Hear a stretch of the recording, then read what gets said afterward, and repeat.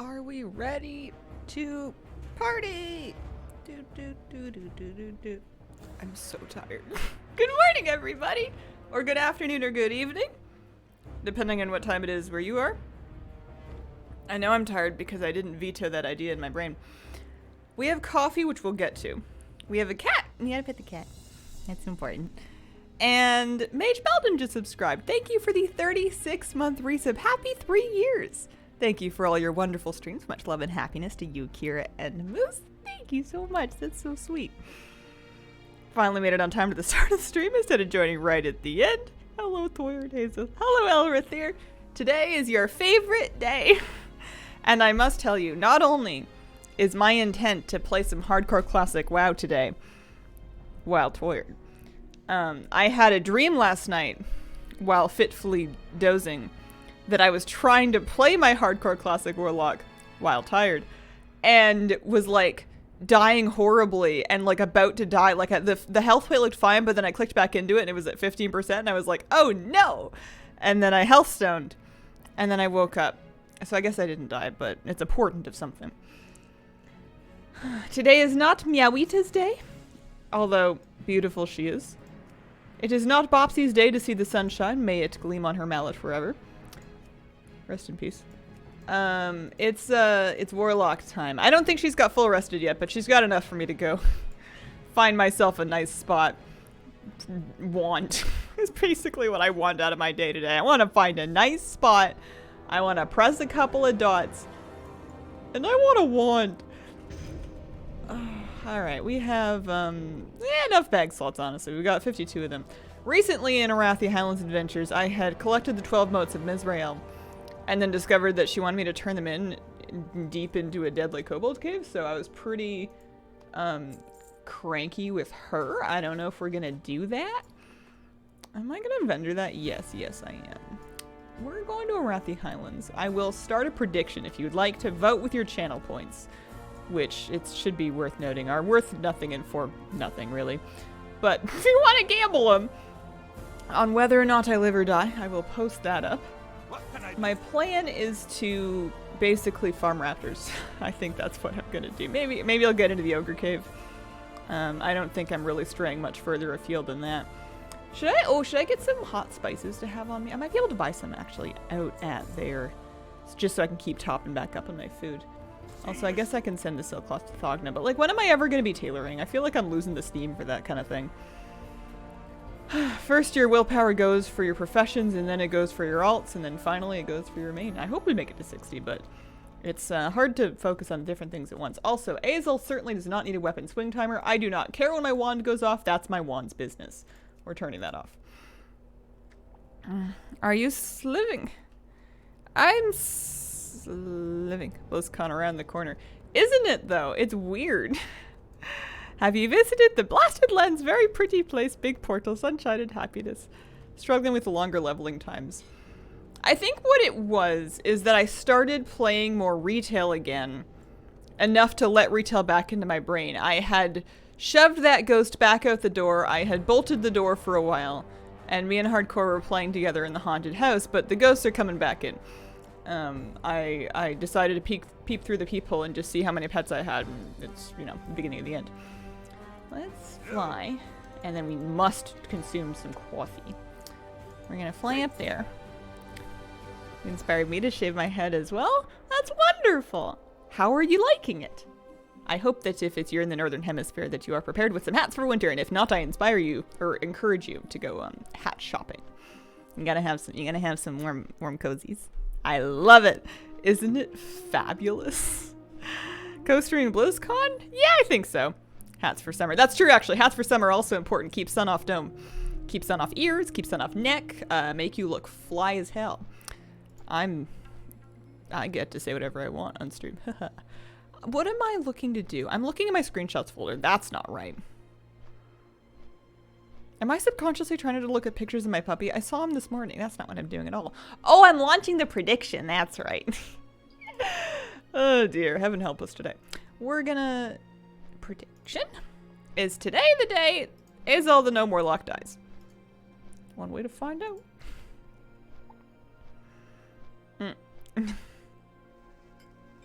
Don't think I'm growing it out again.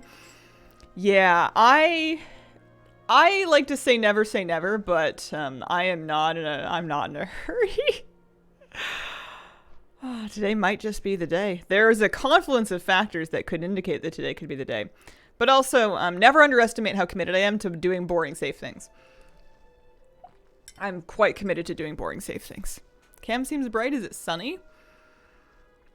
No. Oh, you know what? I blasted my stream lights for the news video, but I need to turn them back down now that my monitor's... It's a whole thing. I'm gonna turn those... Yeah, those are at a 20. We keep them down, like, here.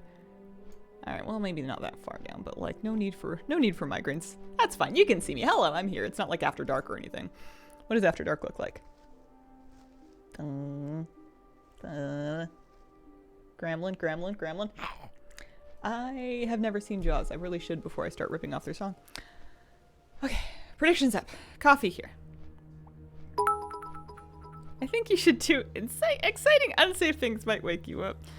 Despite the giant, well, it's not that big, but it's very comforting. Despite the nice hot cup of coffee. I don't know if I need to wake up. I think I just need to have a nice time until noon, have some lunch, walk the dog, and then go back to bed for a blessed nap.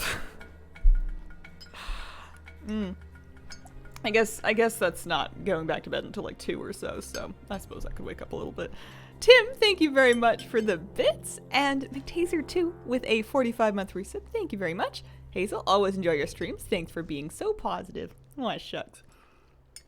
I can't die on my birthday, Hazel. Not allowed. When's your birthday?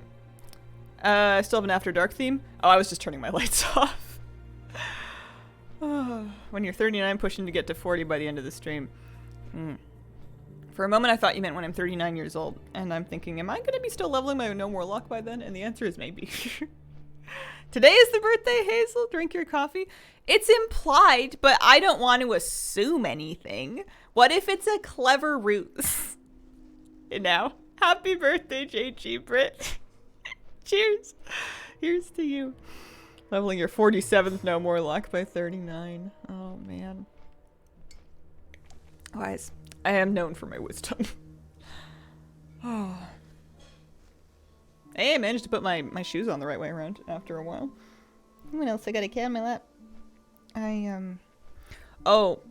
Thoughts and prayers to... and this is dumb, and I admit that it's dumb. My Squishmallows, I am doing a batch of laundry with them. Not all of them. I have some of the smaller ones that are, unscathed.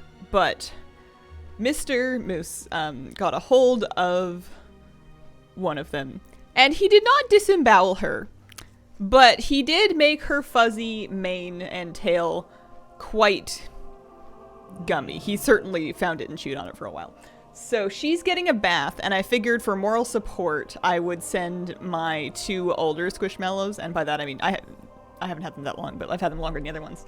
The ones that I actually like cuddle with and hang out with and squeeze all the time. I figured I would throw those through the wash with her for moral support. It's a front-loading washer, it should be fine. But, you know, thoughts and prayers.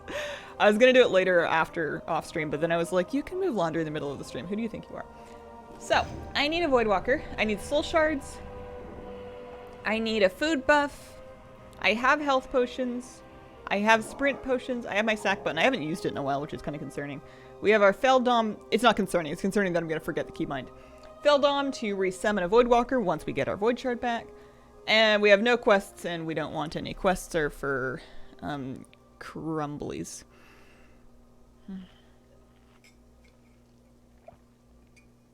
I treated myself by making a mage in retail. You should try it. I had a thought about that, actually. Great minds. Didn't realize they've changed the North Star Abbey quest in retail until today.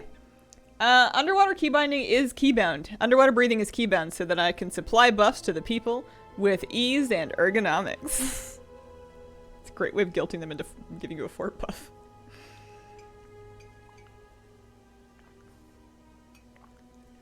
Oh, Saga, your guildies sound wonderful. Oh, this coffee's good. Hang on a second. Alright. We are here because of our own choices, and we are going to go make some further choices.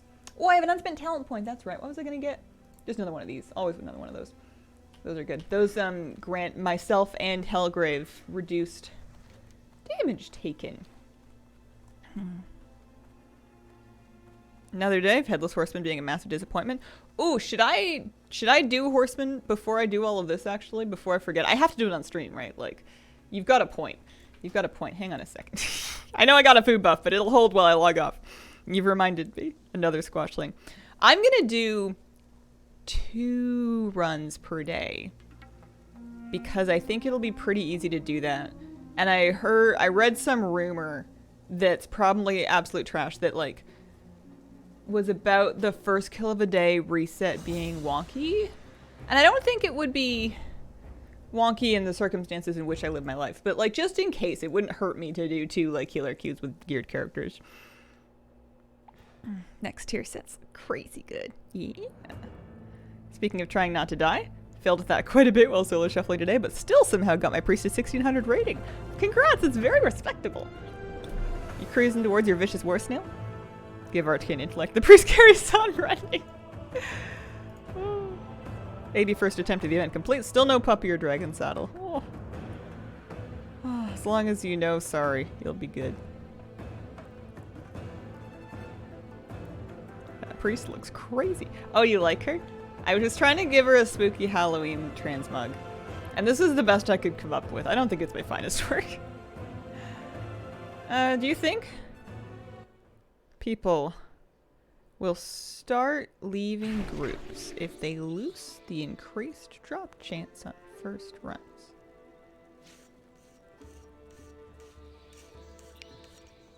I don't fully understand the question, but I feel like it's no.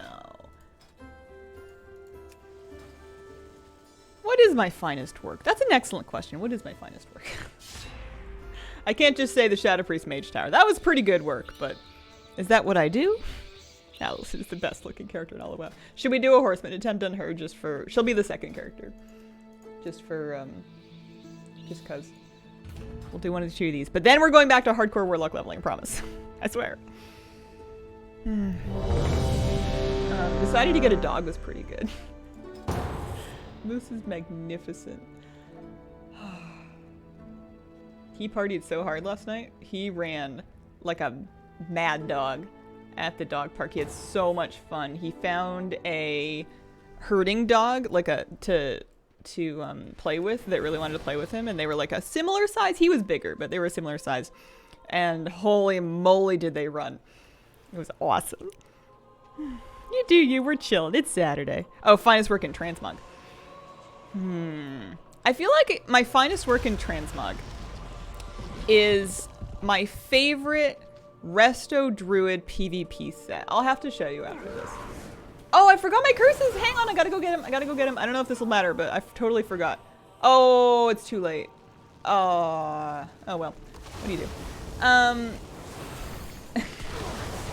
Maybe I'll get it without the curses out of spite. Well, it'll be easier now. I guess I can see all the things that are like just part of regular horsemen and not part of all of the stuff. There's gonna be a lot less stuff to dodge, right? It's just pumpkin breath and ants. And then probably the fire puddles at some point later on. Boy. But yeah, there's a classic Hazel Restorer PvP transmog. She's got the Warlords of Draenor Dwarven Bunker leather chest piece. It's like a leather harness bra situation. Very pop star, we like it. And then she's got the Jinx Toto kilt, green skirt transmog, classic, with thigh cutouts, again, very pop star. And there's like a belt that she gets and wears that is actually like very wide and covers a lot of the midriff to draw the attention. It does have a big tassel in the front that totally clips through the skirt, but I just decided I don't care. And then she has a mask on top that covers her eyes because that's how I PvP, is blind. Totally covers her eyes, but it's got like thorns and horns and stuff. So she's like really cool. Sinister Squashling. Horseman Sinister Slicer, what is that? It's a sword, it's not collected, but I can't trade it to my other character. Bummer. Let's go do another character just for like good measure. And then I'll actually get the buffs this time. Oops-a-daisy doo. You gotta leave? Drop group? And abandon these nice people? Madness. You can probably still get them. In-game sounds a bit loud. Is it? Okay. Add-ons. No, not add-ons. System?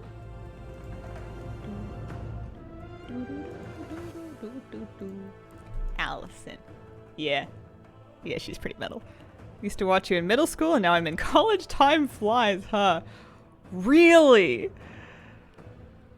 Oh my god. Nerf warrior vocals. That is awesome. Can't fly around in Northrend, annoys me. Cold weather flying book. Yeah. Yeah, that's pretty spendy. Let's do another one of these. I'll get the thing this time. Arthas dropped for me today while watching your video. Oh, sudden realization also hit you too. It's easy for me, because I know that I started making videos 10 years ago, but I was an adult. I was an adult then, and I'm an adult now. Like, I was already out of school. I had already left my last retail job, and I've done this ever since. It's just... So it's all kind of condensed together. It goes very fast because I've spent a great deal of time just, like, playing WoW, streaming here and there. You make a couple videos, you watch a couple YouTube videos, you play a little video games, you go to bed, and then you wake up and you're old. Not that I'm old. But, yeah, when I think of, like, going from middle school to college, it's a long time. Happy Fall Saturday. Happy Fall Saturday. Can't believe it's been over 3 years for now. What a 3 years, too. What a time to... 3 years ago would have been 2020, and what a time to jump into my channel. Holy moly. Not a bad life, TBH.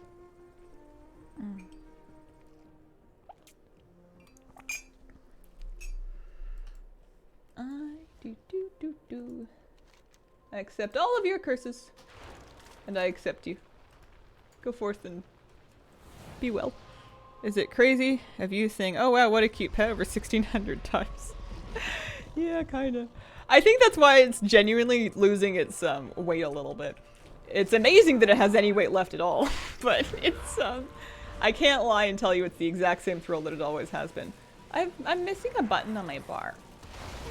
I'm gonna complain to the wizard board. They're in charge of this. It's a travesty. Holy moly.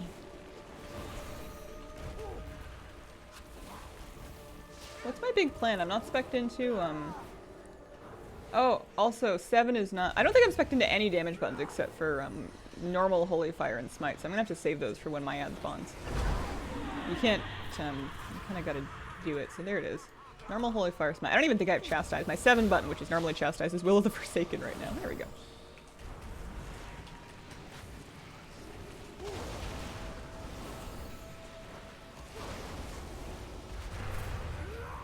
I don't think I have, like, tier. Oh, I do have tier. Okay.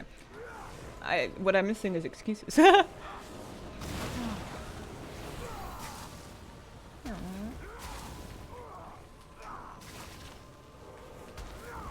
have no idea what... Oh, I have, here, we'll just use it. I have, Salva is what I have. I don't have Apotheosis at all.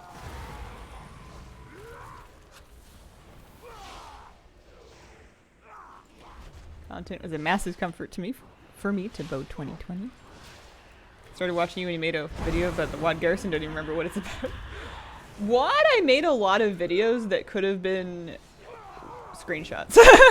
I made a lot of videos that were like, these are all of the new hairstyles. There's this one, and this one, and this one, and this one. I did a lot of that.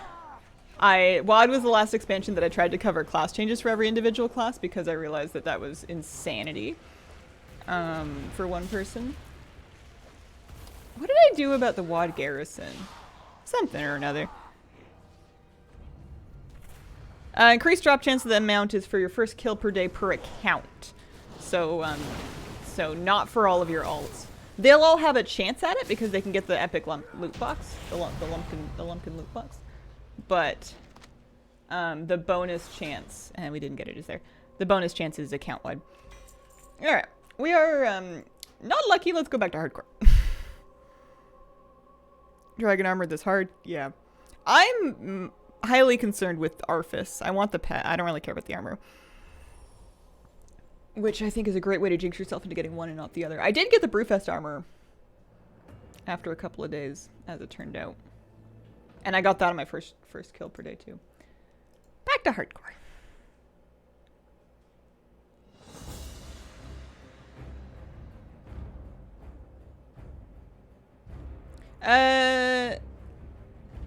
Yeah, it's really Molly, it's really hard to say because they only said that increased drop rate counts for the mount. So we're all just trying to figure it out based on everybody else's stories. My advice that I failed to follow myself just there is to do like 2 characters with all curses and then more if you want to. People certainly have gotten them on subsequent attempts. And honestly, the justification for doing the second character is like really flimsy. It's just, I read a spooky thing and I got spooked.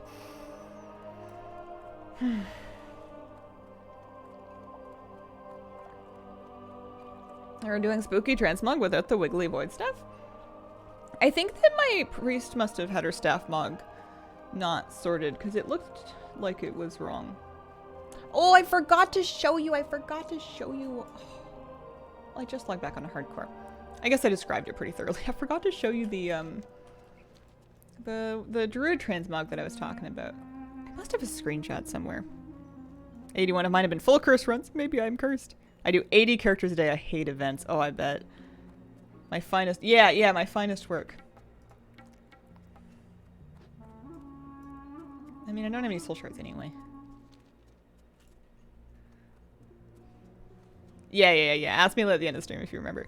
Just got Arthas. Congratulations. Take good care of him, Kevin. I'm not at all jealous.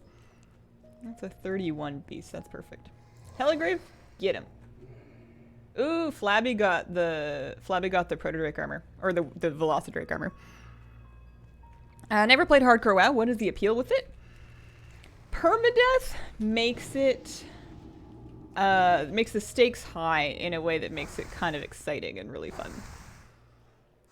It makes every little bit of progress that you're able to scrape feel like a victory against all odds.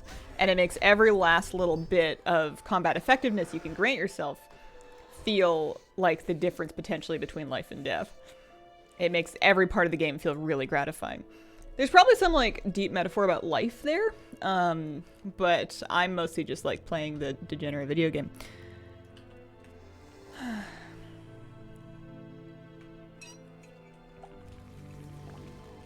One has to be really good then? Not necessarily. One can circumvent being really good by being extremely cautious and patient, which is more or less my plan. I'm alright. I've picked up some atmospheric knowledge just from my friend. And from being here for as long as I have been. Also, I need another soul shard. But I largely get by just not really taking very many risks. Well, actually, is that true? I say that's true, and then I pull, like, shenanigans on stream that make you guys kind of sweaty, so I don't know if that's actually true. QP Ranger 2, thank you for the 17-month resub. Appreciate it. Knowledge Osmosis is underrated. I've got what we like to call the flabby advantage, which is where my bestie is just really good at stuff. And I can kind of use that. Oh, good. Okay, they clicked in. Sometimes when I have these macros that show my Void Walker's... Oh, there's somebody dead. I have macros that show my Void Walker's abilities, so I can use his Torment, his Suffering, his Consume Shadows, whatever, as buttons on my own bars. But whenever I log in, it takes them a little bit to get... Oh, it's that tin vein. It's that tin vein. Speaking of knowledge osmosis, I was struggling to get this recently. And Flabby whispered me about it because he had been leveling on a gnome in the same zone. And apparently most people can make the jump up there to get that. But gnomes specifically have to climb the back of the mountain on the other side. Unless I'm forgetting which one it is.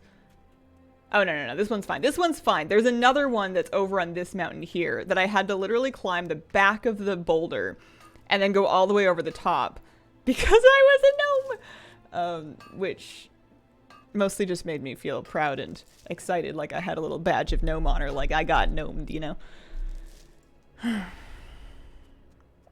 2023 almost over anyway. That's horrifying. Unsay that at once. Hello, Hazel. Hi, Zapharox. How you doing? How long have you been here? What is my slash blade? 3 days, 15 hours, 31 minutes and 19 seconds. So 3 days and 15 hours, 3.5-ish. Just got a Headless Horseman mount. Congrats, Rustrotter. That's amazing. I have not gotten Arfis yet. I have made attempts every day so far. No luck. We shall see. I shall do my best. Saying that to connect to your most recent sub. Gift card order. Oh, I've actually got 2 recent subs I missed. Gift card order, thank you for the 34-month resub. I got my ghost puppy and mount armor on the 2nd attempt. I'm out of luck until 2024 now. Oh, but you're free for the rest of Hallow's End. That's amazing. Also, Ezekiel with a 27-month resub. Thanks, guys. For you, 2023 will last a long time. Don't worry. Okay. All right. You promised. Counting on you.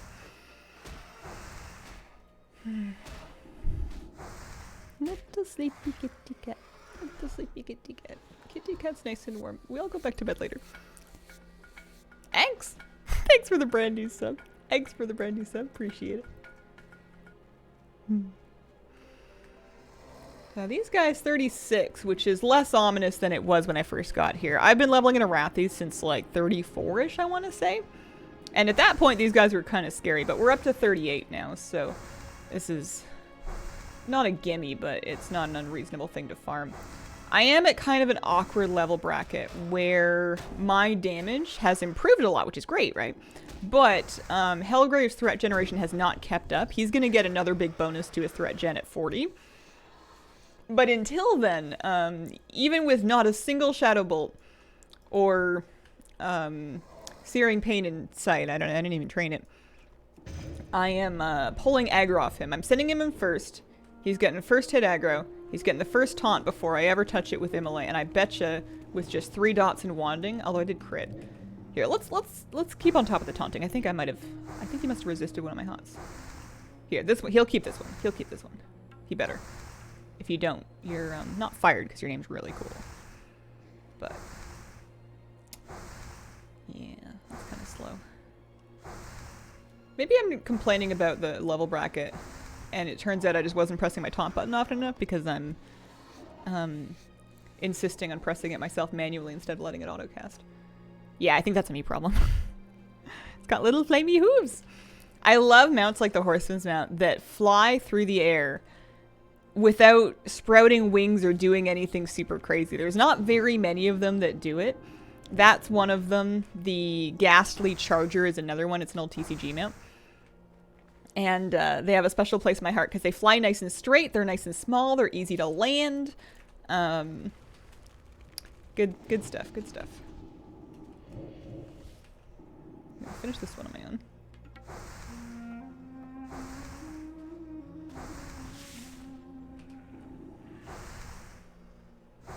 I am using threat plates for my threat add-on.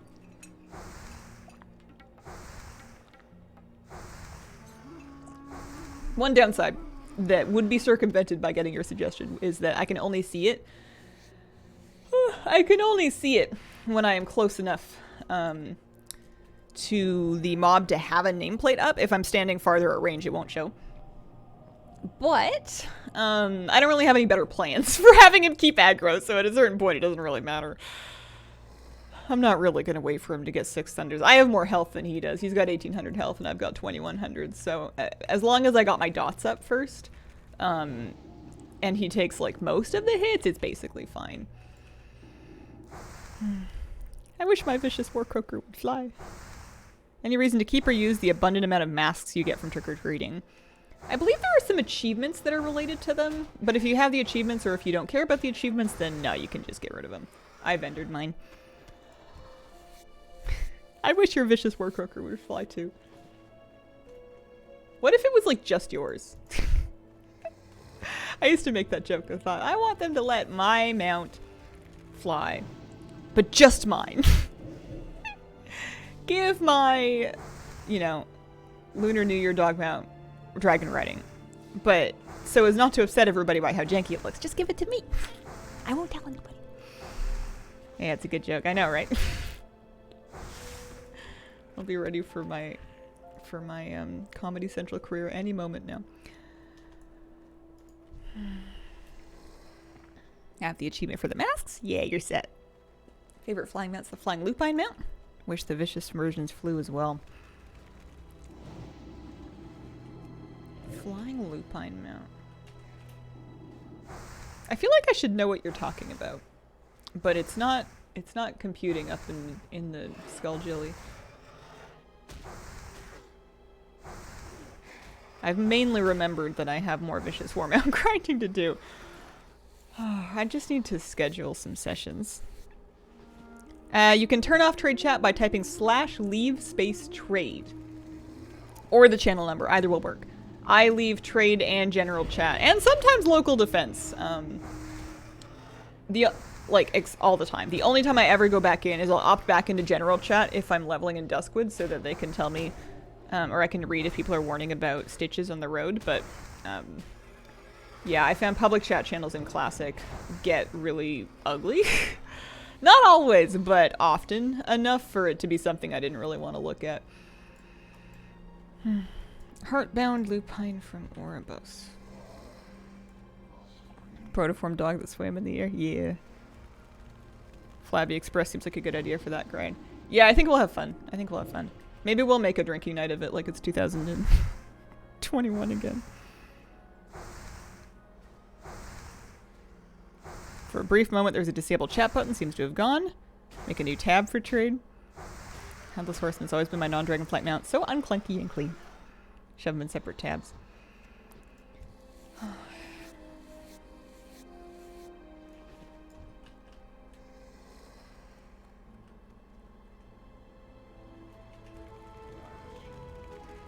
Every now and then there's something really funny in trade.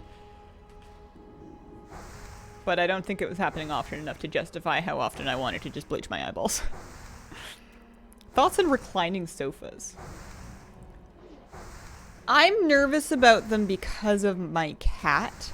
I have this idea, and I don't know how paranoid or not it is, that with like a reclining chair or sofa, she would get in to mechanisms and then get horribly injured if you didn't know she was there.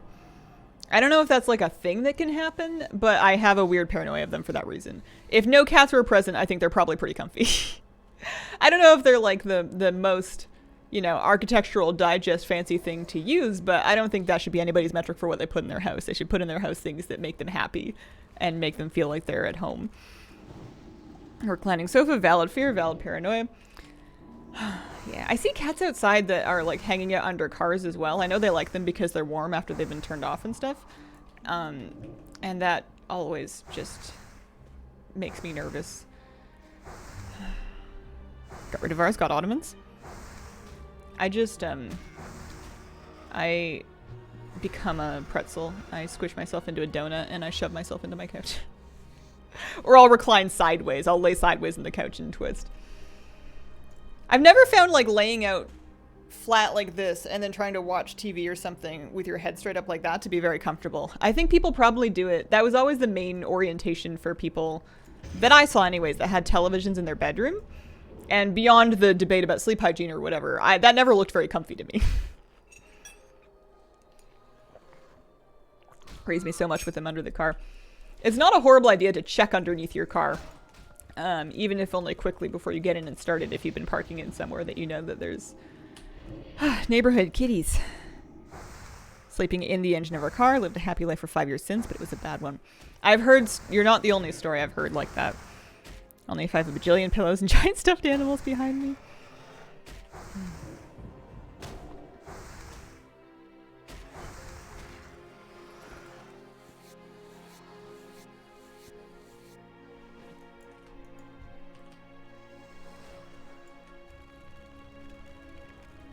Three-foot-long pink unicorn plushie. Oh, that sounds like heaven. Snowshoe rabbit that would routinely like to chill under my car. How big was it? Are they big? They feel like they might be big. Have you considered dual streaming to YouTube? I think that it would dilute the experience to try to keep up with two chats. I think a lot of what makes... Oh, a green. A lot of what makes stream fun or appealing or valid is that the things that you type might be seen and that you can kind of follow along the conversation. And if I was dual streaming, I would, even if I could somehow superhumanly keep up with 2 chats, at any given time when you're reading a message, one of the chats is going to be like, I don't see that message, that's weird, where is that from? Especially because I tend to mutter a little bit when I'm reading chat messages. I'll go through them quite quickly and I don't always enunciate. And I think it would make the experience worse for everybody. They are massive, larger than cats. Really? Brother has a reclining sofa that counts the number of cats before reclining. I get confused because I don't just watch the streamer. I have to watch chat for what's being talked about. Yeah. Yeah, I think there probably are some benefits to doing it. And I like posting my stream VODs to YouTube, even though there's no chat replay with them. You just have to... I guess that problem of not knowing the chat message would be present if you're watching the stream VOD. But I think people watching the stream VOD are more so just putting it on in the background while they're doing something else. And it's more understood that this happened in the past, and that's why you can't see the chat. Coats would change according to the season. Oh, I love fun. We have wild rabbits here. And they're little fuzzy brown ones, and they're really fast. And Mr. Moose really wants to eat one, and I'm not gonna let him. Just like I'm not gonna let him play with a squirrel. But there's one squirrel that I swear is taunting him. It lives in this one specific tree. And it'll be on the ground in front of the tree, and we'll be approaching at the sidewalk very slowly, giving it lots of notice to maybe, you know, get at a dog level. And the squirrel will just kind of like sit on the ground and look at him like, you won't. I know what that leash means. You are powerless here. And then we'll get all the way up to the squirrel. In the meantime, the dog is like losing his little puppy mind. And it's a good opportunity to have Moose practice like leaving it alone and like sitting and trying to redirect attention, although it's hard when the squirrel's like, and then the squirrel will ascend the tree to like 5 feet up, and then Moose is like, I can climb it, I swear, let me jump it. And we see that squirrel pretty often. I'm kind of a big fan. And Moose is starting to like kind of get over it. Like he's, I think he's starting to realize what I tell him every day, which is that I am never going to let him catch Nita squirrel while he's on leash. It's just not going to happen. And for all I know, he just wants to play with it. It's hard to tell with a dog, but not going to happen. And that squirrel knows it.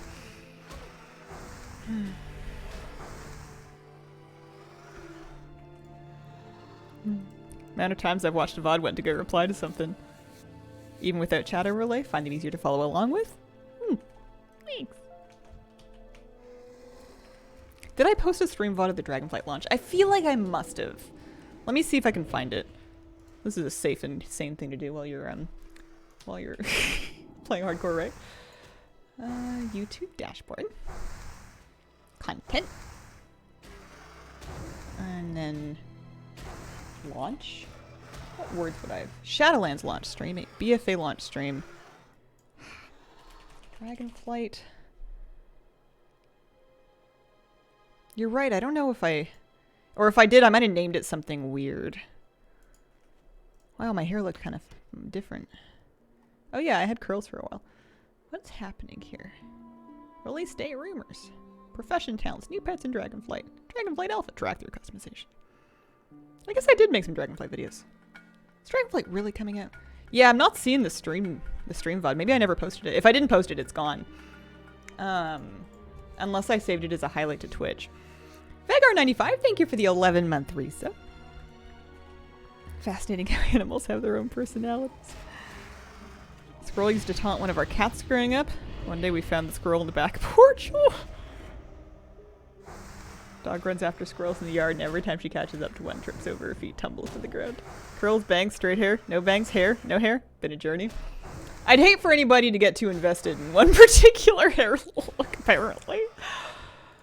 Oh, I think looking back on it, the most aesthetically pleasing version that I felt like I ever had was when it was like a pastel dye, and I basically like early 2021 pastel dye curtain bangs, so not the full across bangs, but like the cheekbone level bangs on the side that were being blow dried and straightened and styled in that position.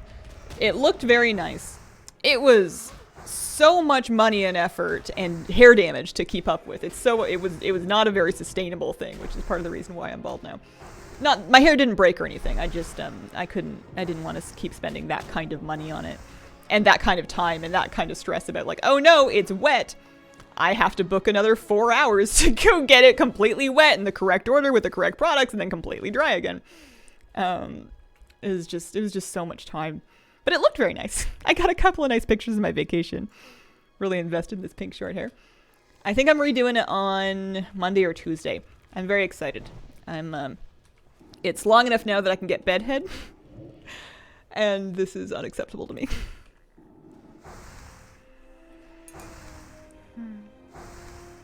Dracthyr being a launch type video. I think that they released Dracthyr before Dragonflight because they wanted, it was part of the pre-patch because they wanted people to be able to level up their new Dracthyr mains before Dragonflight actually came out. Getting the undercut recut this afternoon. Nice. Bed hair pretty bad, this is true. I feel like there's some wisdom to how you're supposed to smoosh really short hair to like style it. And I've never picked up that wisdom. Flabby's been no help to me in this sphere.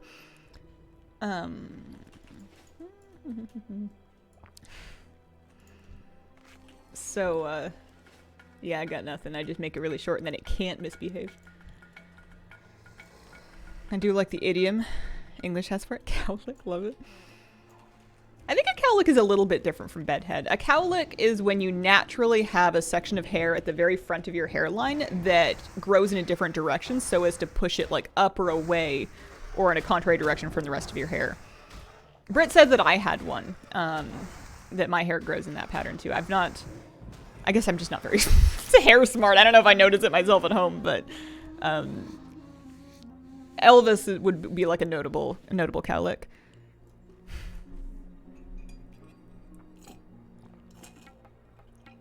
Maybe you should try a microphone, like a microphone look, just like.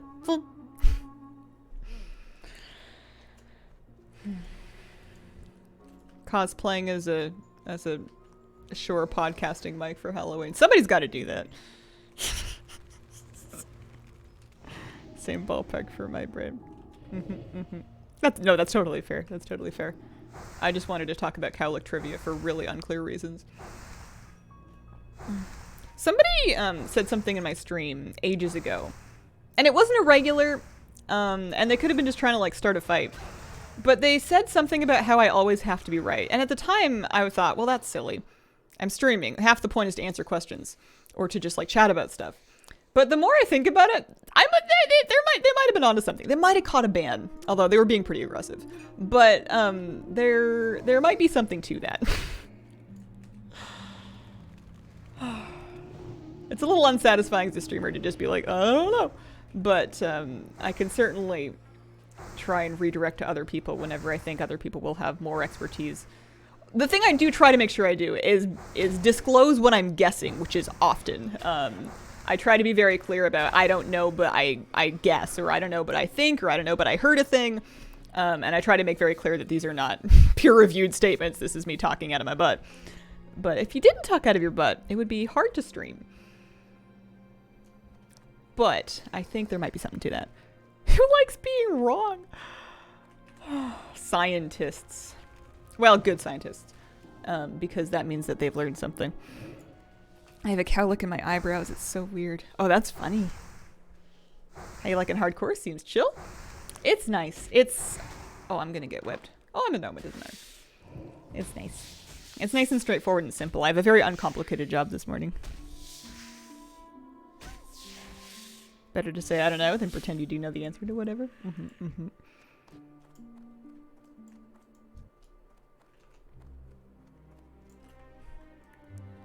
As a scientist, so not true. What's the haircut? When you trick your wife into making you grow long hair, prove that long hair does not suit you, and thus return to bald forever. I think the haircut is to have a respectful conversation about hair being up to an individual person, and that you are comfortable and happy with it shaped. Holy moly! How accurate is rarity? Says I have a 30% chance at Arfis. Rarity is just a kill attempt counter. And the thing is that they will try to guess at what a drop rate is so that they can give you that like percentage percentage, and they get that data. They don't know anything that we don't, right? Like, they get their data from the same places that all of us get our data, which is things like Wowhead reportings, you know, like database percentages. But whenever you have these weird situations, like a hidden flag for the first account of the day, I am almost positive that, or the first account-wide kill of the day, we don't even know if that applies to Arfis, but if it does, I'm almost positive that Rarity's not accounting for it. I'm pretty sure Rarity's taking a 1 in 500 chance based on the first day's drops of people running like 80 plus characters a day and running with that. And maybe that's true. Maybe it is a flat, very low drop chance, and that is exactly what it is. But I don't know. I'm suspicious.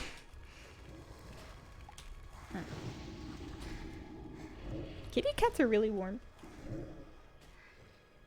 I love kitty cats. I've watched 2 pieces of media recently where bad things happen to cats, and I'm kind of not willing to forgive television. I watched The Girl with the Dragon Tattoo for the first time in my life. And it was a fine movie, but upsetting things happened to it that were not cat related, but also an upsetting thing happened that was cat related. And then I started watching The Fall of the House of Usher, which I'm really enjoying so far, but again, cat-related imagery, not, you know, why has it gotta be cats? And it's funny because, like, I have no issues with all of the people-related gore in that show. It's disturbing, and I sometimes will hide my eyes and hide under my blanket and go, no! But, I don't, like, it doesn't, I'm not mad that they did it, but, like, I'm a little cranky about the cat thing. It's a total double standard. The fight starter in me wants to say they wouldn't dare do that with a dog. Almost, it certainly does not count the increase from getting the curses correctly. Yeah. Yeah. Never seen it, not sure I want to. Yeah, both good, both thriller adjacent. But yeah, both times I had to duck behind my hands because I knew that there was about to be things to see that I didn't want to see. John Wick has 4 movies about it. People though, no problem. I did not watch that documentary. I don't think I would live. I don't think I would survive. I need all the cats to have happy endings. I need all the cats to get adopted. I need them to be treated with kindness and respect and, you know, like, affection if they want it, and like nice treats and safety and warm places to sleep. It's really important. Pet your cats. You helped me remember mine last night. I was in the Big Brother house and up for eviction for being sick after my birthday drinks. Oh no. Oh, well, that's just rude. I don't think I've seen American Psycho either, no. My kitty is so cute. What's your kitty's name? My kitty's named Kira. She's precious. She's baby. Finally hit 60 in my priest. Feeling kind of lost now, though. Jazzy. Aww.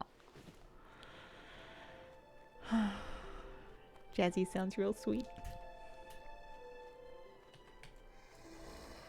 I used to wonder if I really love all cats or if I just love this cat because I won the cat lottery and I got the best cat in the whole world. And it's true that I got the best cat in the whole world. But I met other cats that I really like too. I meet lots of kitties outside. And I like them. And sometimes they like me. And then I feel flattered and validated. And I'm happy because I got to pet a cat. My sister's cat is named the Dude after the Big Lebowski movie. Nuh-uh, I have the best cat. We all have the best cat. I do not have a podcast at this time. I had a podcast for a hot minute in like 2014, and I have not had one since. The stream generally functions as a podcast. I talk your ear off for more or less the whole thing. I would have nothing new left to say on a podcast. You had a podcast? It was called the Emerald Dreamcast. It was myself and another WoW creator, WoW Mardian. And generally speaking, it ended because I was young and kind of irresponsible, and honestly, I was a bit of a flake. I forgot about it taping. I was not very consistent with like responding to messages or like getting tasks done. I tried, but my best was not very good, and it wasn't very fair to Mardian. fell apart, and it was, generally speaking, my fault. Pet's name is Hellgrave. That's dope. It's pretty metal, right? Yeah, this is kind of the podcast.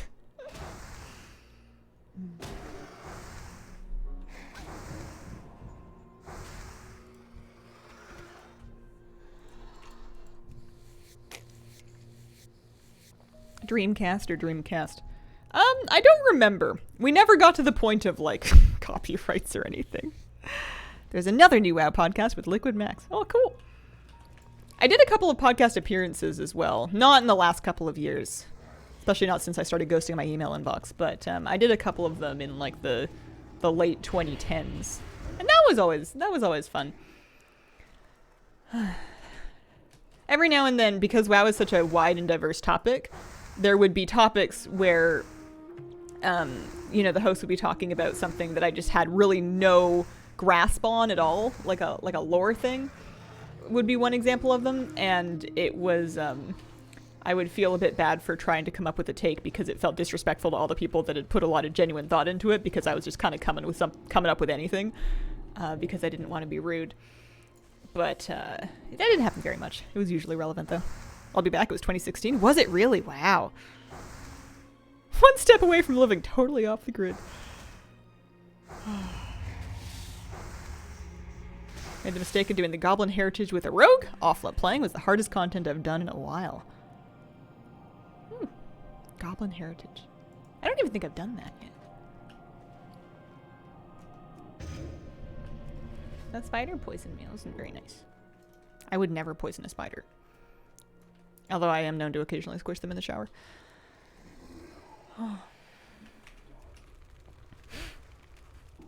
You know you're basically off the grid when you've put up solar panels and a windmill on your Animal Crossing island. That counts, right? It's the same thing.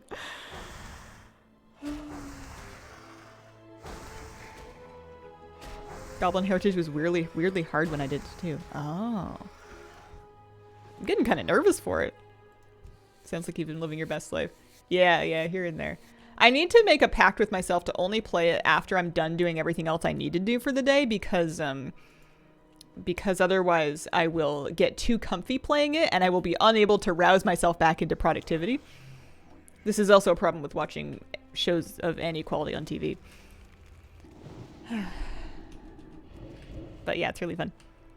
Yeah, they did some surprise raid testing. I actually didn't make it in. I found out about it after it was like basically over. They tested Heroic Laredar. The room is a bit updated from what I can understand, but the mechanics are mostly the same. Nimue is going to be tricky though. They changed a bunch of stuff with Nimue. I missed the testing for it, so I only have footage of the old one. I'm going to have to just kind of do some research and approximate.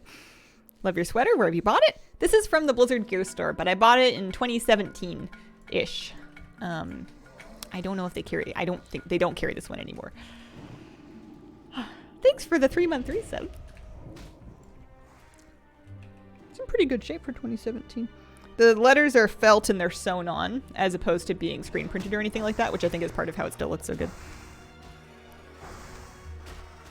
If only there was a way to be informed about such things. There is. I just wasn't on top of it. I got kind of complacent because I figured I had all the footage I was going to need. I wasn't expecting emergency testing, which was my fault. But yeah, I pay really close attention to that kind of thing when I'm expecting them to announce raid testing, and then I kind of go, whew, okay, and then I like stop headline camping once it's over, because headline camping really stresses me out.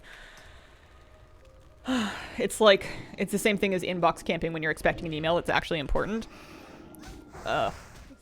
Giant blood pressure spikes like 8 times a day whenever I check. And then I'm so upset from that business that as soon as I'm no longer waiting for an email, I look at the thing like once every second week. It's not healthy, but it's how I operate. How easy do you think it would be to level a new character up to standard for normal raid? Pretty easy. Normal raid is more accessible than it's ever been. If the Amir Drassil tuning is anything like the Aberrus tuning has been, it's going to be pretty reasonable to get yourself in there. We need to make another hailstorm.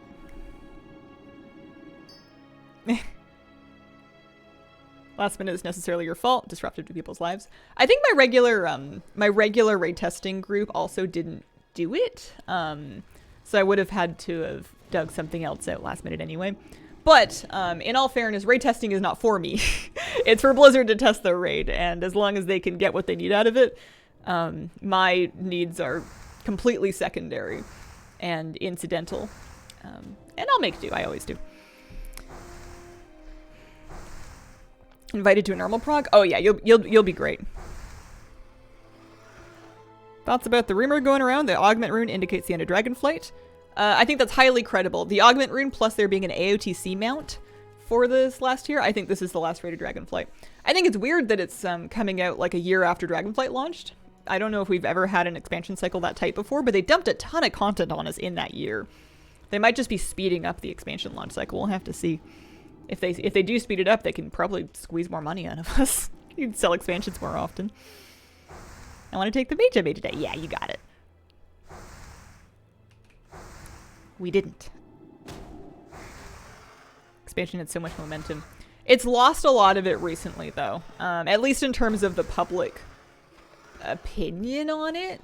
I think there's still a lot of activity. There's still a ton of people playing. And I think a lot of people will play the third tier. But when you read about the sort of, and there's never going to be a totally general consensus, but at the beginning of Dragonflight, you would hear a lot of, this is the most fun I've had in retail WoW in a long time. And nowadays, you read a lot of, well, it was really fun at the beginning, and then I kind of didn't want to play anymore, and I don't really know why. Or I got bored of it, and I don't really know why. Or I got, oversaturated on it or whatever. Like, a lot of people have just kind of washed out of it by now, and it's kind of slowly losing some of that shine that it had. I think it's getting a bit of a reputation as having a few too many systems and currencies and being a bit too complicated. Whether or not that's, valid is a very personal assessment. But I can see reason why they would want to kind of get a fresh start.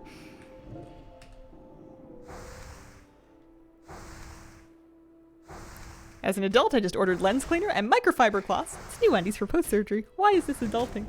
That sounds like shopping. It sounds great. Yo, good lens cleaner is ace. It's awesome. People always find something to complain about. This is eternally true. People were complaining that WoW was dead before it even came out. 100%. That person fell head over heels into Dragonflight. Once I did stuff, I lost interest. Don't find the content that fun or compelling to do.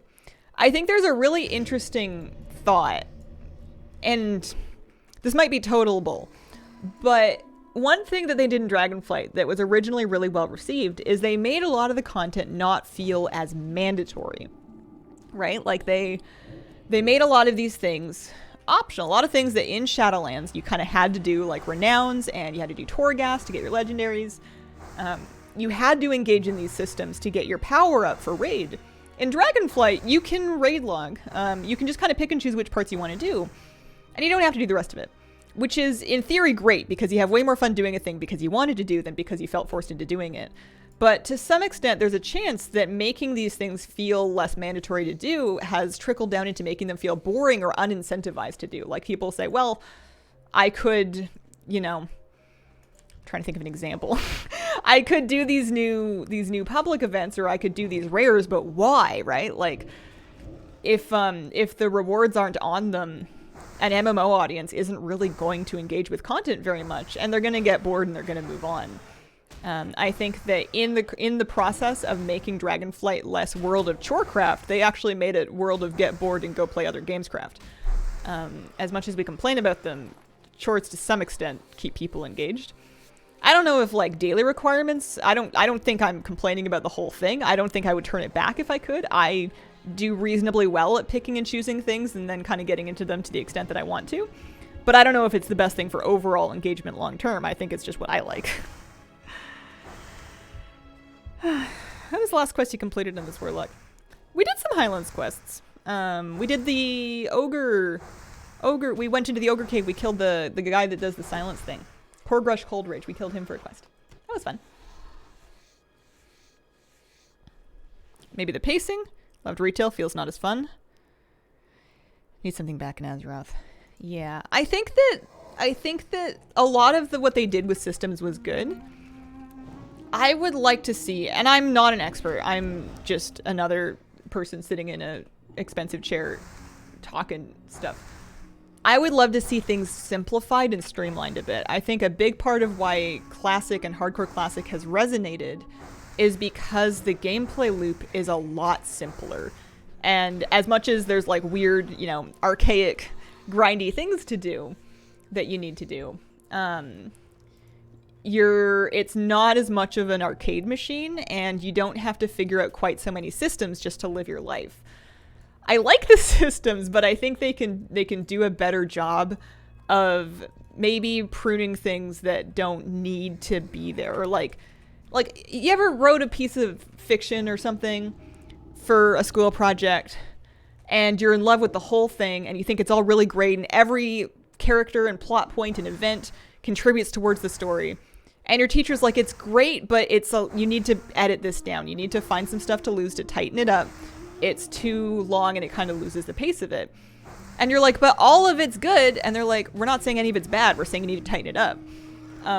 I think that you need to sacrifice some things that arguably have purpose in being there for the overall goal of making the whole thing easier to get into and navigate, so people can kind of get to the business of actually playing the game. I would aim a lot of that pruning energy at the profession gear crafting system, not profession equipment. That's pretty cool. I even think profession stats are fine. Spec knowledge could be maybe from not quite so many different sources. I think having to get the checklist weaker was a bit much. But embellishes. You could can embellishes, and you could just have the profession crafted gear be an option instead of, and I guess this is another making things like not necessary, which I just complained about. But you could make profession gear something that you could use to like fill in a problem slot or like optimize your secondaries. But like if you have a good piece from Raider Mythic Plus, then you don't have to like do the whole Spark thing. It would reduce business for crafters, but I feel like crafters will always have business, especially if their gear can be competitive. I think dealing with enchanted crests and sparks and embellishes, like when you have a guildie that's like coming back and they're like, okay, I need to get geared, and you're trying to explain to them how to get like their silken lining for like a thing, and you're trying to figure out which slot that they can do it on, and you're trying to like talk them through which things they need to buy and who they need to work order it from. That is a nightmare. I wouldn't blame anybody for being exhausted by that. I think that's a good target for streamlining. But again, doesn't know things, speaks for a living, so take with grain of salt.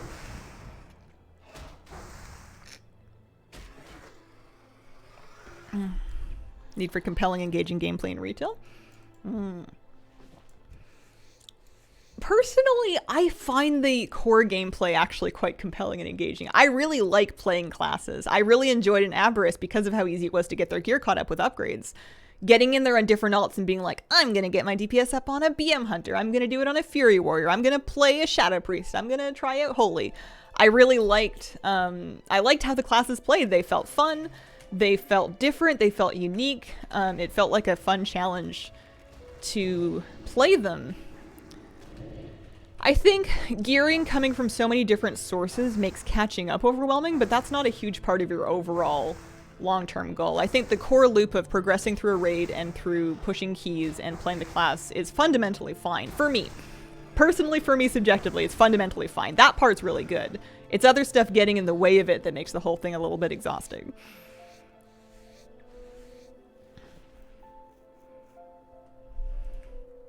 Islewind, I have not heard anything to that effect. If it's true, then I don't know about it.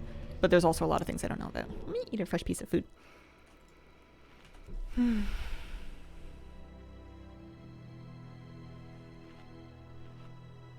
Outside of dungeons, lose that engagement in my class, which is why I don't do anything but dungeons with my friends. Yeah, that's fair. That's fair. Hear me out. Don't ban me. I feel like I would like to see an onus in having to farm mats like in Classic, not make them tradable, so I don't feel like I have something to work on rather than buying everything in the auction house. Not a good maker. Feel like if I can't afford things I need. Oh. There's a thought.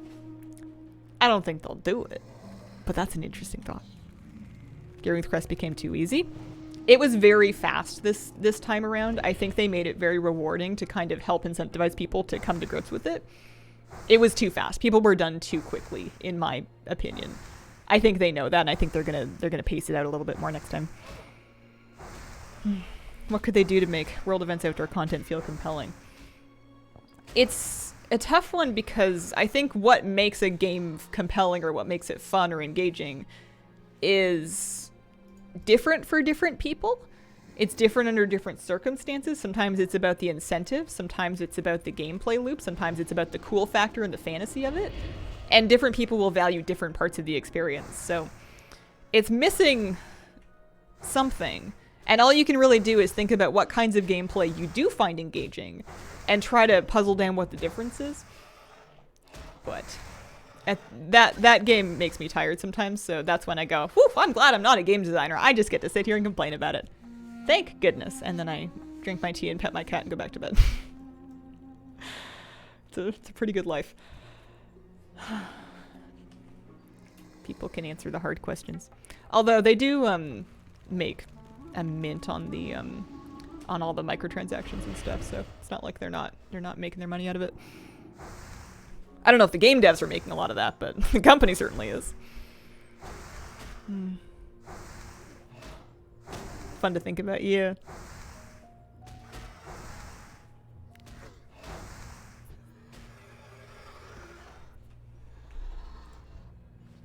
It's hard. Everything's in such mass quantities, it's hard to compete with whales sometimes. What if you have to become the whale? Not become the whale in terms of spend like a ton of money on tokens or anything like that, but as in getting into larger quantities. I used to think that way too.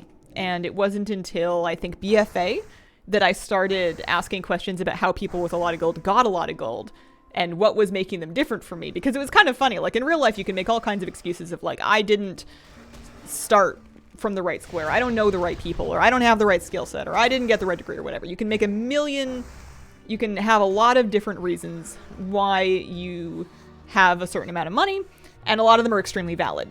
But in WoW, your reasons are a little more straightforward. It's either like I have X amount of time, I don't have X amount of time, but like the information is all out there. People make guides and post guides and share info on Discords and stuff. And sure, like occasionally a farm spot will be like a secret, but for the most part, people that make tons of gold spend plenty of time telling other people how they made tons of gold.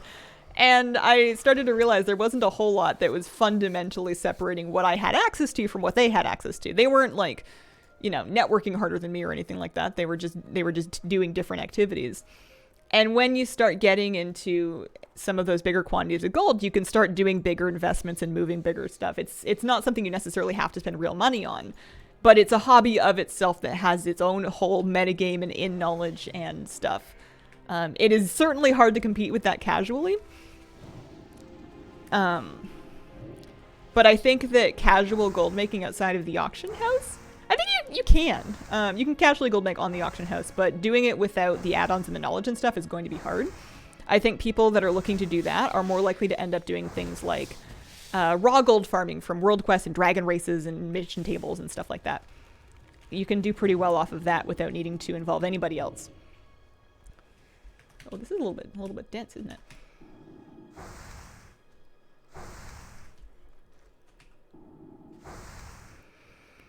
Other news, I'm going to head into South Shore. Pray for Mojo. Thoughts and prayers. Some of the most fun I've had in WoW was running the same 8 Mythic Plus dungeons in Shadowlands for like 18 months. People I was doing it with. If the people don't play, I don't play. Yeah. And that's a tough one for them to solve, too.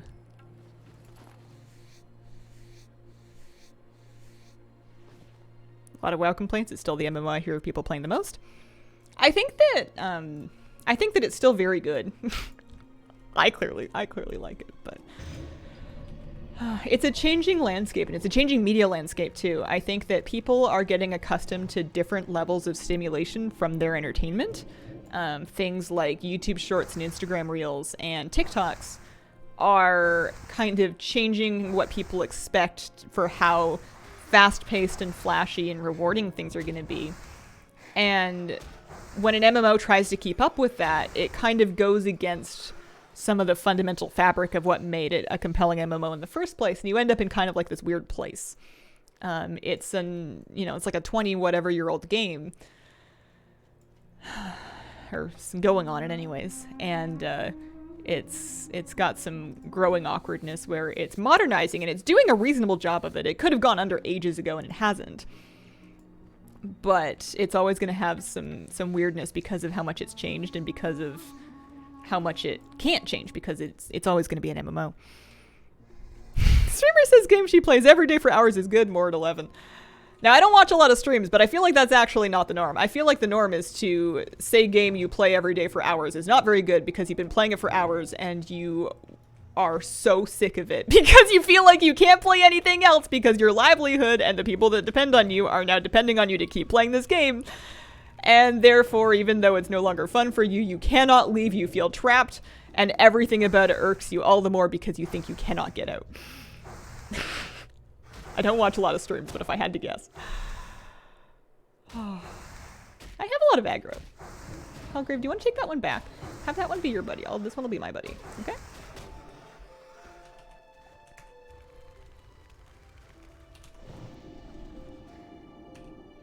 You think graphics-wise, engine-wise? I might be... With all due respect, I might not be the authority on this, but I don't feel that the graphics or the engine of WoW hold it back. I think it looks great. I think it looks great by pretty modern standards. I guess I don't play a ton of brand new games. I play like Nintendo games and then this one. But I don't think that graphics have as strong of an impact on the long-term success and fun of a game as it immediately seems like it. They have a big impact on how cool a game looks when you're showing it at like an expo. But the games that people put bajillions of hours into are not always the games that have the most slick graphics. They're the games that have the most compelling gameplay loops and the most heart to connect to. If you think about like the games in your Steam library, and I guess different people are different, and some people probably do really value graphics. It's just different for me.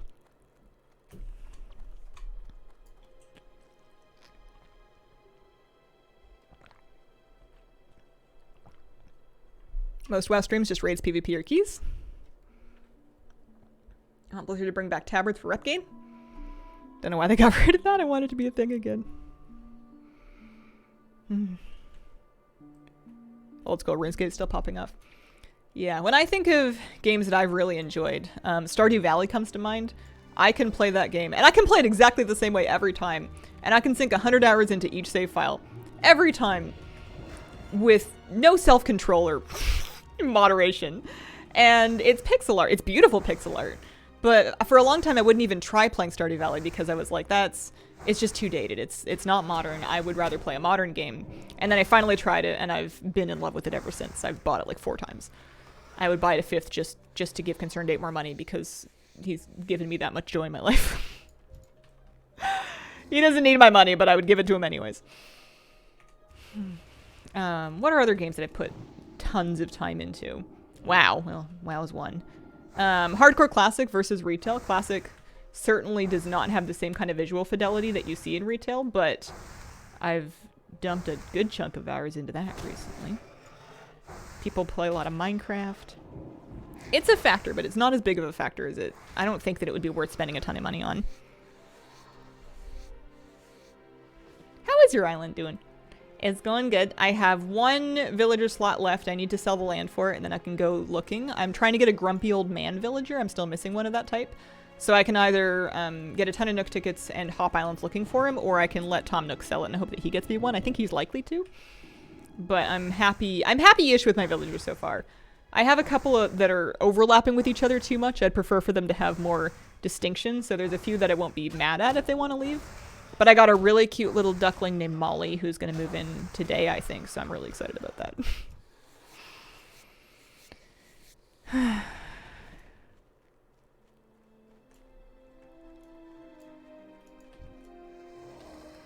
Diablo 2 is a big one for me in high school. Oh my goodness. Molly's great. Looking for grumpy old man to live in my village. Yeah, I have 2 squirrels and I have 2 bears. Both of my squirrels are kind of like orange-brown tones, and both of my bears are blue. I have Cody and Blue Bear. And then I have Hazel, which is bizarre. She was like I had her on my last island. And then she was my starter villager on this island. And I'm like, that's trippy, man. Of all of the villagers it could have been, All the sisterly type villagers, that's trippy that she came back. You know, wow. And I've had Bluebear before. I've seen enough of Bluebear. Pearl 2. What are your thoughts on Pietro? Nightmare fuel. Where's the cat, you scoundrel? Oh. I've recently invited Becky, the Renaissance gown-clad, snooty female chicken. She's purple. She's majestic. I have a triple pull here on my hands. I'm going to try and wand down this guy. Make that one go away. Make Helgrave pick up that one. Let's throw out triple dots all around if we can. I'm going to start tanking the buzzard. Helgrave can keep tanking that Fleshstalker. And if he gets too low, we can sack him and resummon pretty easily. But I think he's fine, honestly. He's at 30%. 38. Yeah, he's going down 2% per tick. He'll be okay. This is a pretty dense hillside, though.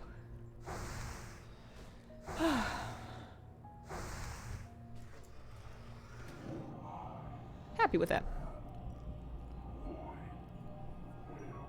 Chickens are notoriously snooty. Stardew Valley, one of the greatest games ever made. Stardew Valley is the biggest culprit of feeding my absolute delusion that you don't have to get other people to do things. You can just do them yourself. Just learn how to do everything, and then you never have to give up creative control. I know that he eventually did work with other people and bring on help, but the fact that one dude can just, like, stubbornly, you know, autodidact himself into a corner until he's made a complete magical game. Incredible.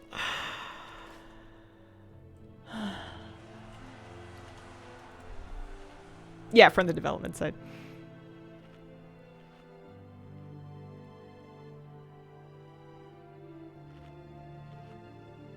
Do you think it would be an unpopular decision to make the pacing and danger similar to that of Classic, seeing as how popular it is at the moment? You mean to retail? Yeah. I don't think this would fly in retail. I think if you added like a mini game or a mode or a challenge with like a collectible or something to earn, I think that would be fun, but forcing people into it would cause riots in the streets.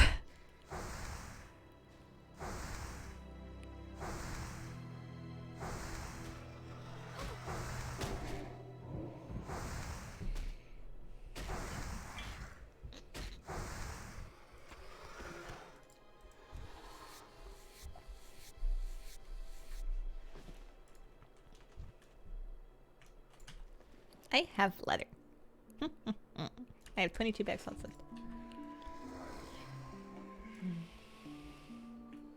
Ogre Cave has treasure chests and iron. Raptors have leather. Ogre Cave has treasure chests and iron. Could try Ogre Cave for a little bit. We're at about 10:30, so I guess I could take my midstream break. Hour and a half in, something like that. Who knows what Microsoft wants to do?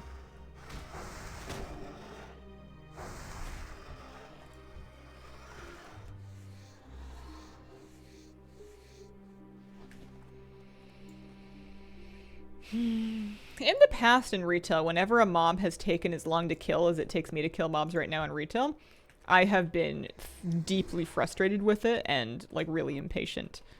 And I'm the same person. I have a different mindset for the two different games.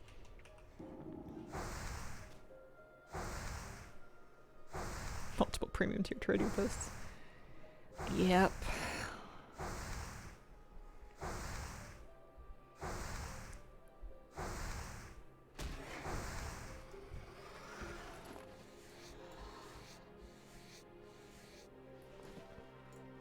I can skin all these raptors. Nice leather, sell for auction house. I haven't posted anything in a while. I don't even know what kind of gear I might want. I learned recently, apparently in Classic, dots, spell dots, cannot crit. And the main thing that my intellect is giving me, aside from an increased mana pool, is spell crit. So not only is intellect not very good for me, it's like almost flat useless. There is very little reason to have very much of it, especially if you're wanding and the mana pool is a bit irrelevant. I knew this, but I didn't know the thing about the dot crit. I thought that at least maybe my dot ticks might crit sometimes, and then Flabby informed me that I was wrong, and I've never been the same since. Yes, stam. And I've been doing stam. I have stam spirit stuff, and I have int stam stuff. And I have straight stam stuff. Spirit's fine. Spirit at least helps me recover my health and mana and stuff between pulls. But, yeah, it's like... I kind of want to get rid of some of this int stam stuff and just get straight stam if I can afford it.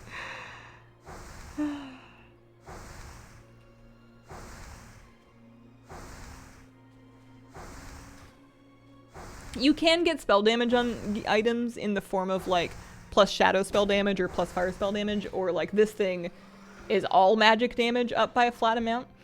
It is possible to improve your DPS, but a large part of my damage is going to come from my wand or just from like the regular amount of having a, you know, a rank 4 immolate trained or whatever. I think I need to find a good place to log out, but I don't want to hearth all the way back just yet.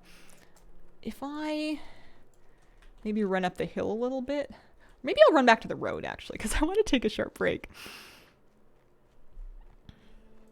Warlock where the shadow cancel set through BC.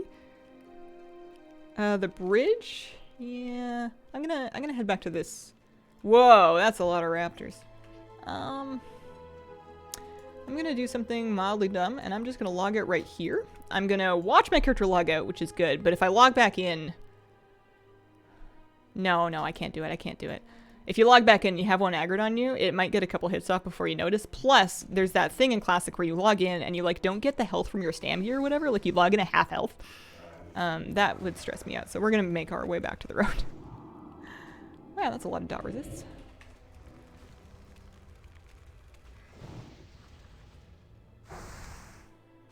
Middle of the lake. All right, doubters, this is your moment. The road is at least safer than the hill. Hardcore day. Hardcore day. It does not appear to be a large red spot. There's like a little tiny bit right there.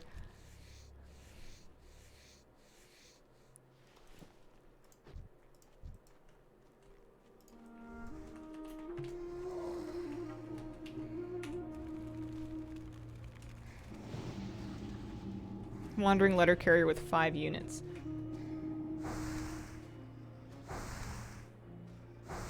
I still think it's safer than here.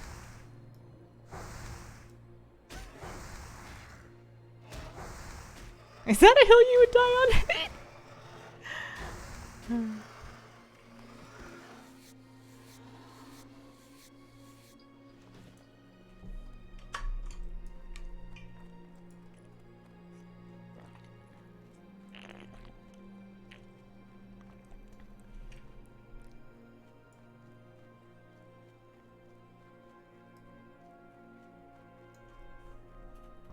Let's make it... Oh yeah, there's the pack. Let's log off like right in this bush. They'll never find me like right here. Alright, I'm gonna keep an eye on this, but I will be right back.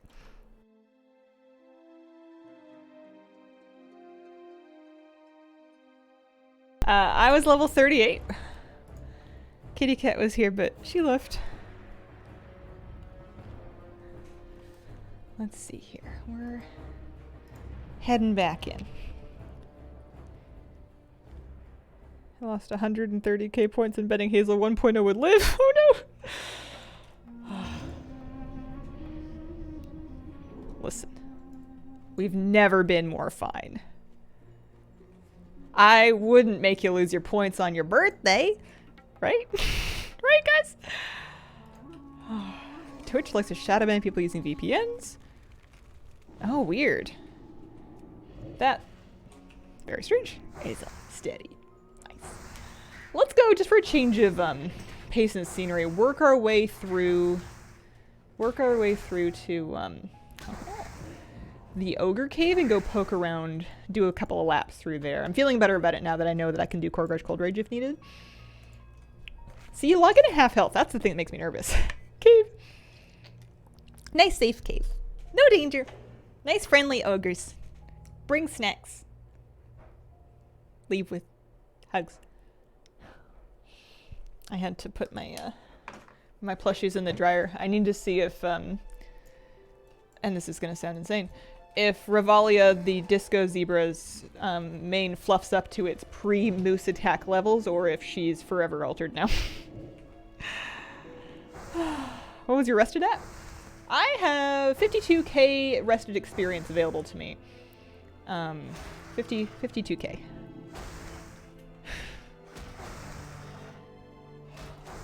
I've been in the cave before. I've been in the cave at an even lower level than this. Flabby does most of his leveling in caves. What sounded insane about that? Well, I've gotten into Squishmallows and I know all of their names and I'm somewhat invested in their well-being. And I know that there are adults that are into Squishmallows, but most of the ones that I hear talking about are like, oh man, I'm 21, I'm way too old for this. And I'm like, ooh, hoo, hoo, hoo, hoo, hoo. Don't mind me. I had a pen mark on Jerome, but it came out with some rubbing alcohol. That is the move if there's ever any pen on your plushies. Just being silly, not Beanie Babies. Not Beanie Babies, no. I love Squishmallows. I have the problem that I think happens to a lot of people that get into them, where I want to go looking for more. It sounds like a lot of fun. Do I need more? No. I have one of every size that I need for every occasion and cuddling. And it's not like there's an end game where you get a certain amount and then you, like, you know, leave them on the doorsteps of children for Christmas or anything like that. Like, your people's houses end up overflowing with them. There's not a whole lot you can donate them, but like, I don't know. I don't want them to crowd me out of my own bed. But what if you're out looking and you find the perfect one? What is the perfect one? I don't know. I'll know when I see it. What are Squishmallows? It is a brand of stuffed animal. They are typically in very simple designs with cute little faces on them.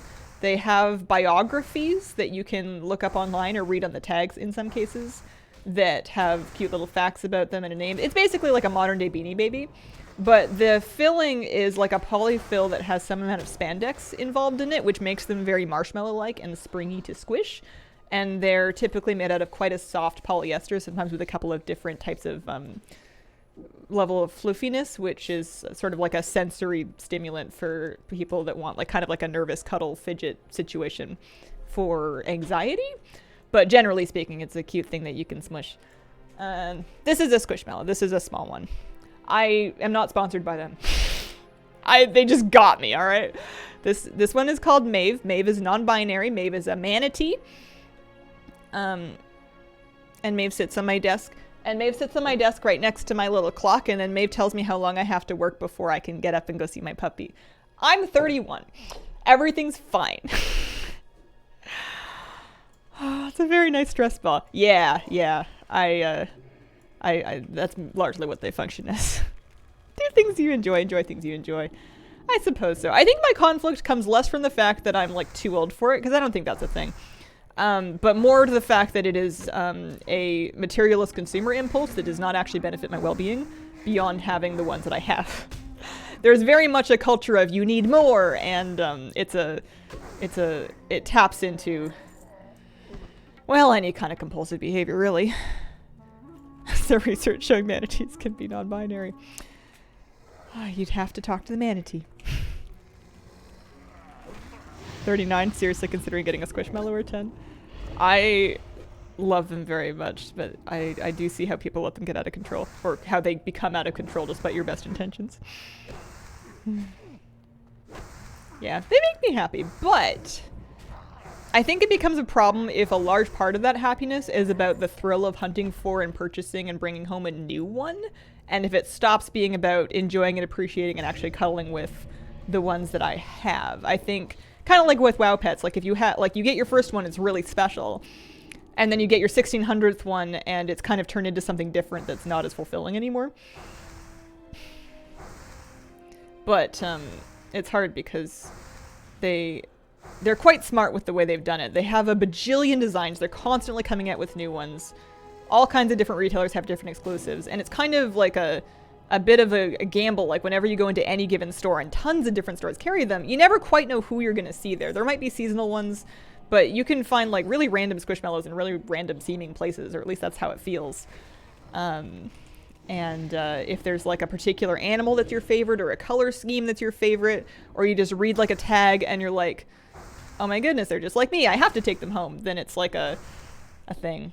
I will say that in Canada, I discovered a fun fact. Squishmallow tags that are Squishmallows that are made here, or at least the tags printed here, will not have the bios on it, because in Canada you legally need to print everything in French as well as English. We have 2 official languages, so you must legally have the French and the English in the tag, and because of the way the bios are, they don't fit. So they just don't print a bio at all so that they can fit the legally required text on the tag. But you can still take the name of your Squishmallow and go look it up on the wiki, which I have in fact done. Several plushies that continue to live on my bookshelf that I treasure, so I don't feel the need to get more. And I had just reached that beautiful place in my life with my WoW plushies, where the new ones weren't really tempting me anymore. I was quite happy and satisfied, and I thought, wow, this is the dream. And then the squish got me. Marvin is my favorite squish.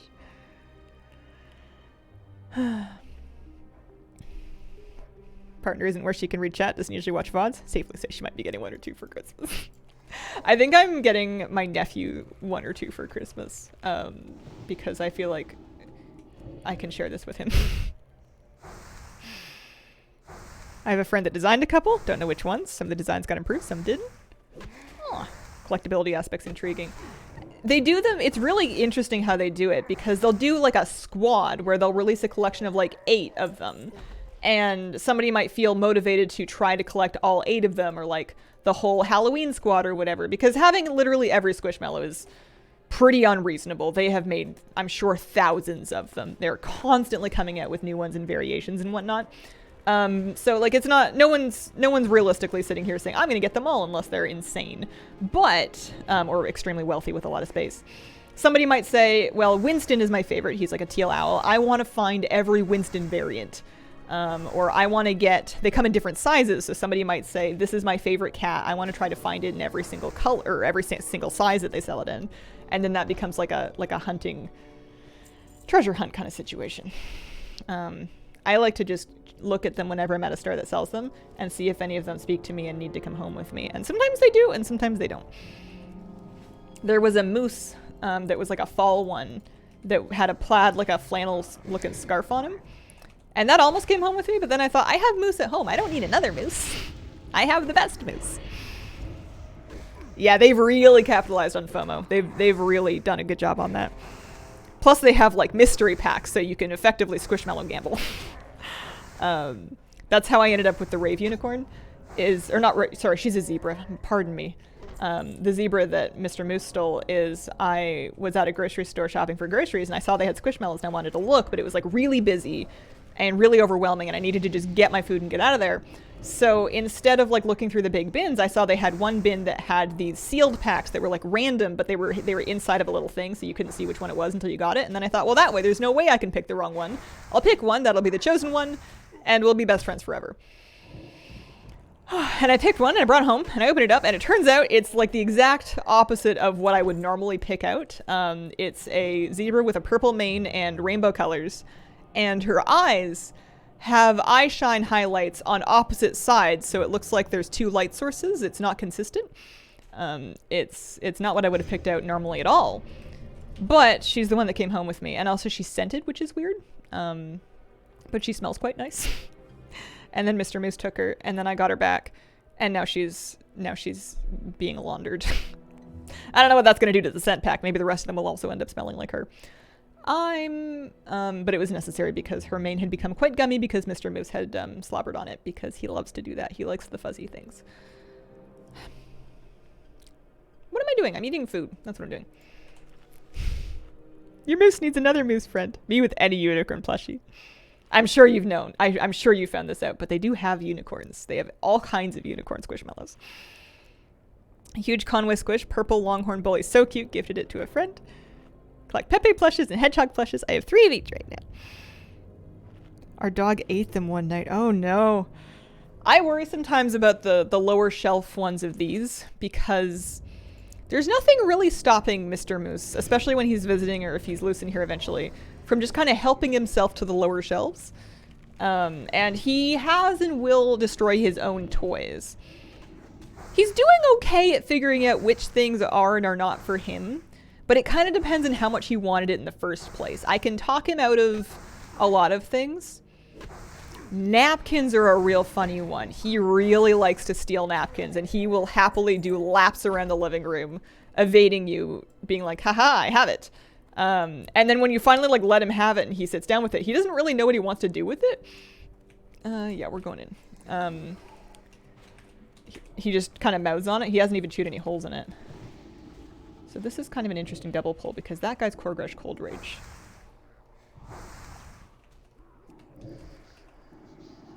And now I've actually pulled another one because I've made poor choices. So what we're going to do is we're going to finish off the mages.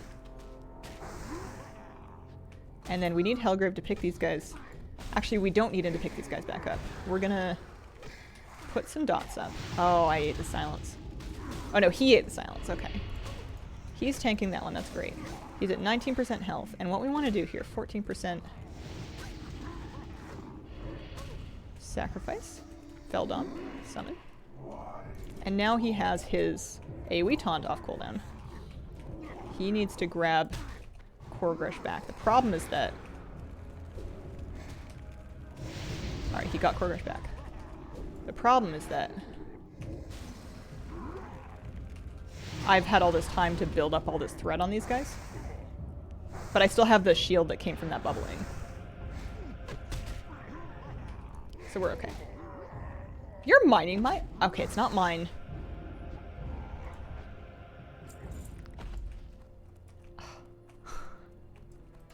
It's not mine. I'm not entitled to anything.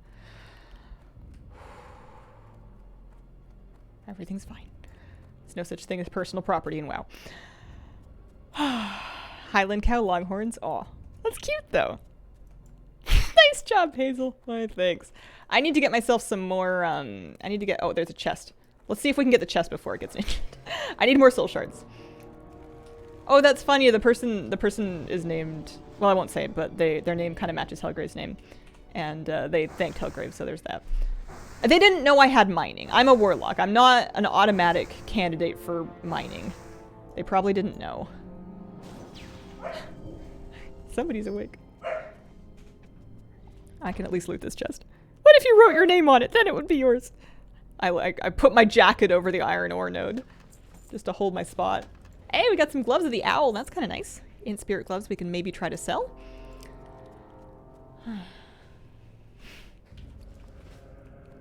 Why do I have mining? Gold. Riches. Wealth. Money. It's very profitable. I'm mining skinning. I'm double gathering, and that's how I bought all this sick gear. It's way better than crafting because it doesn't take nearly as much time. Oh, I didn't loot that one. You have to lick the ore so they won't touch it. Oh. Well, I think we cleared this cave pretty good. Time is money, friend. Duel to the death, Makarot time. The notes are yours. My bag space is doing okay. But I don't need to pay for a mount on this character. She is a warlock. She's going to get a freebie at level 40, and that's realistically the only mount I'm ever going to get. So the gold is pretty much just either for her to spend on her gear, to get straight stam gear, or I can spend her gold on my other characters. Like if I ever, for somehow play enough of my other characters to get them up to level 40, hello moves, then they may need help, and I may relax my each character is an island policy, which I kind of have already done to help fund their mounts. I've got 53 gold currently, and I'm sitting on some leather and stuff we got today. Bork. Jobs like mining. You can train them in cities. If you talk to a guard in a capital city, they'll tell you where the trainer is. Make sure you pick up the right accessory. In Classic, if you want mining, you'll need to buy a mining pick. If you want to skin, you'll want to buy a skinning knife. Wouldn't that be a fun Easter egg to be able to lick nodes and herbs? Proximity tagging. You get close enough to it with the right profession and it tags to you for a second. I think that's part of the game. I think that having the game babysit the social element would take some of the fun out of it.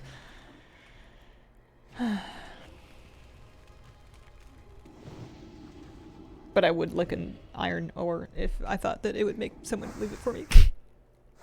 Licking rock, something geologists actually do. What's the idea there? To like try to taste the mineral content?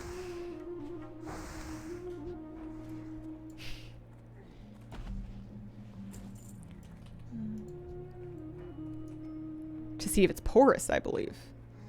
Huh. I don't think I know any geology nerds. That's a shame, right? Like, they seem fun. Should I work on leveling alts currently? You're at my 70s? Oh no, you can ask anytime. It's totally up to you. Both are very valid answers. I would give a little bit of an edge to leveling alts because if you chill until the next patch, you can gear them up with a new tier's worth of catch-up gear from Super Blooms and whatever. You'll be getting better gear for your time on your 70s if you wait. So I would give a little edge, not a huge one, but a little edge to leveling alts. Talk a big game about how I don't use my mana, and then I'm like pretty much... I guess I could life tap. Let's not get crazy, shall we? Nerds are always fun. God Warrior is hard. I agree. Mine is level 10, and that was a hard-won accomplishment. I'm pretty proud of my level 10 warrior.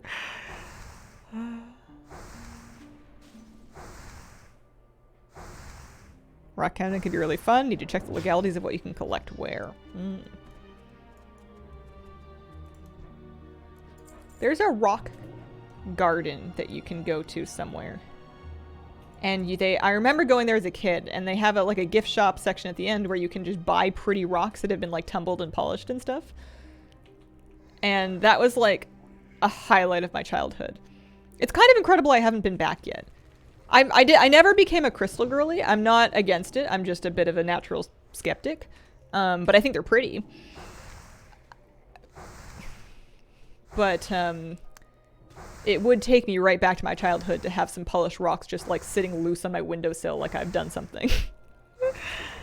What do you find difficult about Warrior? Don't mind me taking the ego boost.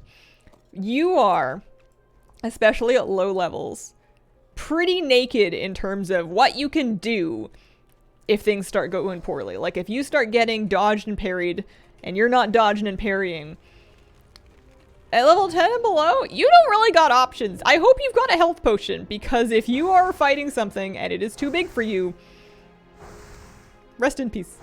That's exactly what happened to my first two characters. My second character in particular, she was level 6. She started fighting a snow leopard. Snow leopard won, man. I tried my best. There's no getting away. Holy moly. Maybe curious now what rare rocks one might find in your island. It would probably be interesting. Man who runs it, very much a geology nerd. Make a lot of money off the crystal girlies. Semi-crystal girly too, like the pretty rocks. Fellow geology nerds. Is there a male equivalent to crystal girlies? There must be, right? Like, I don't feel any hobby is truly gender exclusive. And if so, do we have a cool nickname for them? Don't say crystal bros. I need you to do better than that. Crystal dudes! Extra proactive run. 30 seconds before you usually would. Yeah. It's scary to turn your back on something to run away from it, though. But if you don't turn your back on it, you're not running very fast. And if you're not like a super giga gamer, it's hard to like strafe run away from stuff. A geo bro. Rock bro. I'm talking people. I'm not talking like geology nerds, although I think there's some overlap. I'm talking people that are getting crystals to stabilize their mood and or energies. And or any, like, I'm talking about the metaphysical spiritual people. Yeah, exactly. Earth Daddy? A stone stud? Okay, Geodude is pretty good. Crazy people. I think that's a bit unkind to write off people with different beliefs as crazy. I think people believe lots of different things for lots of different reasons, and we can't really judge because we haven't lived their lives.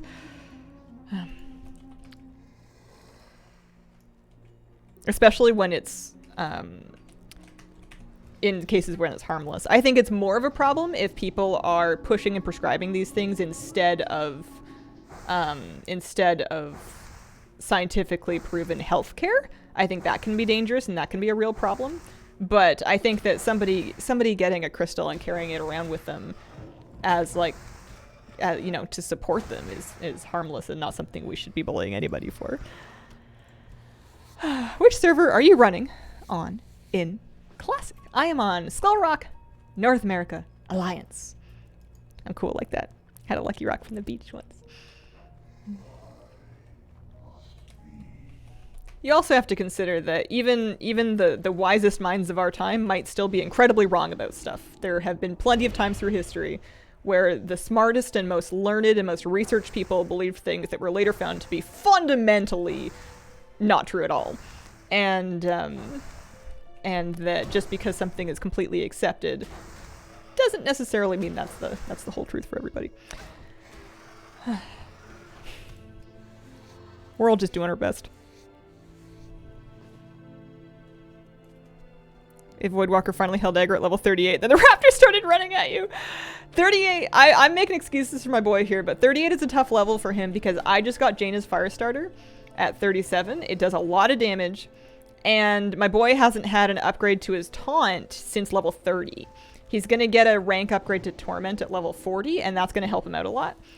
I find that at pretty much all levels, it's really important for him to get the first hit and at least one taunt off before I so much as cast an Immolate. And even then, sometimes late in the cycle when my agony starts ramping up, we kind of get into this I rip aggro off of him thing. But part of it is that I'm forgetting to retaunt. Or you could say I'm choosing not to retaunt to preserve Hellgrave's mana supply, but that would be lies. I forget to retaunt because I'm doing it manually. I don't have anything on autocast.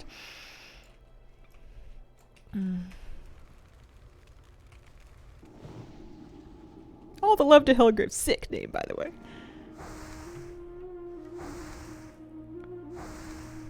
Granted, worked for the state road. Chipped off a piece of keepsake. Used it for a doorstop. Oh.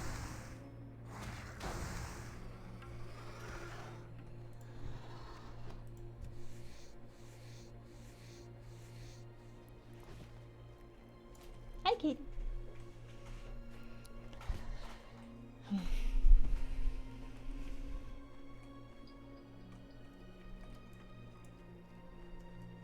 How are you doing?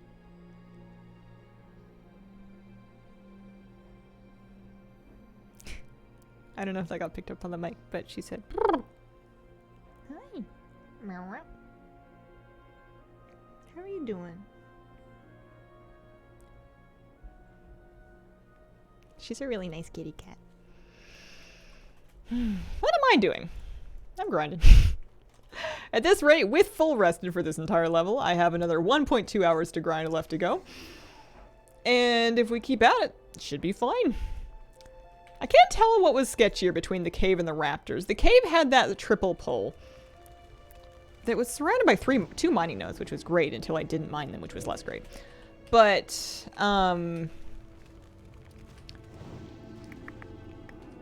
I've had triple pulls out here with the raptors, too.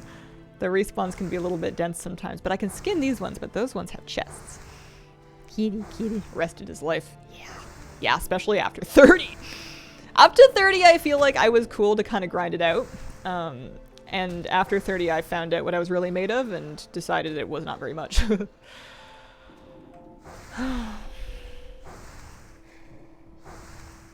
In other news, I read a bunch of articles and looked at a bunch of pictures and gave my puppy a big hug and a kiss, and I decided that it's possible his ears won't ever fully stand up. He is 5 months, going on 6 months old now. His ears are still incredibly floppy. He can pick them up sometimes when he really wants to listen to something, but what it usually is he's outside, he really wants to listen to something, or is like focused on something, he'll pick one of them up 90%, so it's all the way up with a little floppy tip, and the other one will be like halfway up. He looks incredible. It's the cutest thing you've ever seen in your life. And I think that they might just do whatever they want. I don't know if he's ever going to get the cartilage in his pinea or whatever for his ears to stand up. And I'm okay with that. I'm not messing with it. His ears can do whatever they want. Yeah, they flop around when he walks. Because sometimes they'll be partly up. Sometimes they'll be not at all up. Sometimes they'll be uneven amounts of up. And then like the floppy part keeps flopping. But what I was reading for a lot of breeds that compose his breed makeup is that if their ears aren't really up by like 6 months, 7 months, it's not really going to happen. So he's not out of time, but like he's running it pretty close. And as much as he has many pointy-eared breeds in him, he also has several floppy-eared breeds in him. So maybe he gets the ears from his other side. We have a husky lab that had a floppy ear. It became permanent after she had a cone. Last dog could only get both ears up and he was really excited. Terrier Pit's ears stood up after about a year. You made your license to own a dog that is that cute. Incidentally, I do have a license to own the dog. It's pretty easy to get. You pay like $50 and you fill out a form. But,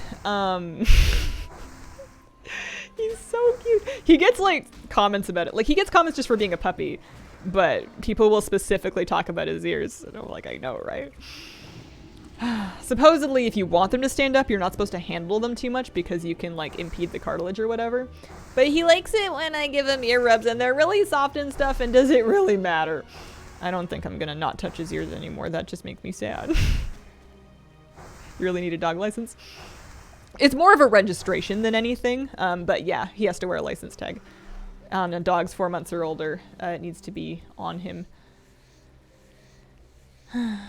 Can't remember if he's mostly black or mostly tan in his face and ears. His face and ears are largely kind of like this cinnamon orangey brownish tan, but his back is pretty black. And then he's getting like, part of his undercoat is black and part of his undercoat is white.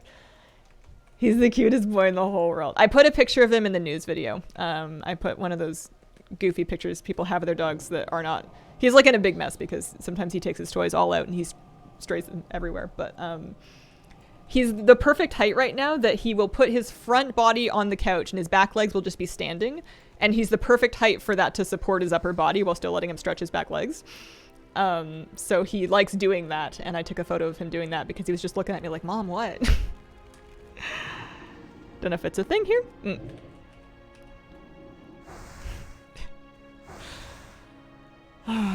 His legs are growing. I also read that large dogs tend to get a growth spurt between like 6 and 9 months, and he's not there yet. So, but then I read that dogs at 6 months are only going to get like another third bigger. That wouldn't be that crazy big, but I guess he's not 6 months yet. I'm rounding up. I spend way too much time thinking about this. He's going to be whatever size he's going to be. There's not really anything doing about it. It's just, you know, I've never had Mr. Moose as an adult. I don't know what it's going to be like. I just know he's the best baby ever. After consulting Google, registering dogs is indeed a thing here. What age is fully grown for dogs? Physically, somewhere in the year to maybe 18 months situation, but most of their growth and maturing should be done by a year physically. Mentally, a lot of them will keep that puppy energy for 2 or even 3 years, and then some of them will be zoomy forever. And it's different for larger versus smaller dogs. Larger dogs take longer to fully mature physically. And they will take longer to finish filling out their frames. He is such a lanky boy right now. He is so weird and funny and cute looking. Gonna get a pumpkin after stream? I think I'm going back to bed after stream, but I do want to get a pumpkin. I think there's a grocery store I can go to where I can buy a pumpkin and I can also look for Squishmallows. K9 unit shows up at your door with your puppy. For cats, are they fully grown at a year? That's a good question. I don't know. If I was wondering, I would probably Google around. There's a mithril deposit over there. I don't know if I have the mining skill for mithril. Oh, I might. I'm at 176. I want to go try it.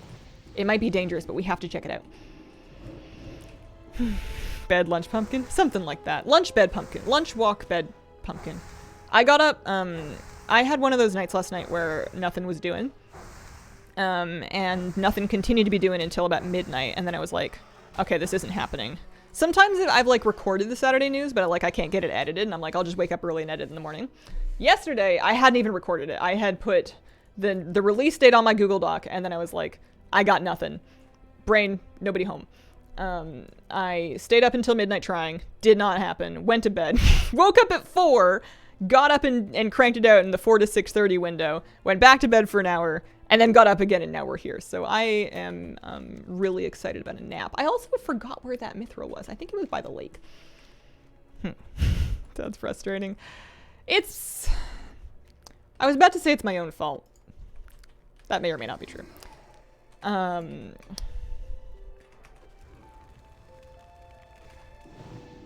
It's a pattern that I'm aware of that's not my healthiest cycle. Are you well now, though? I hope so.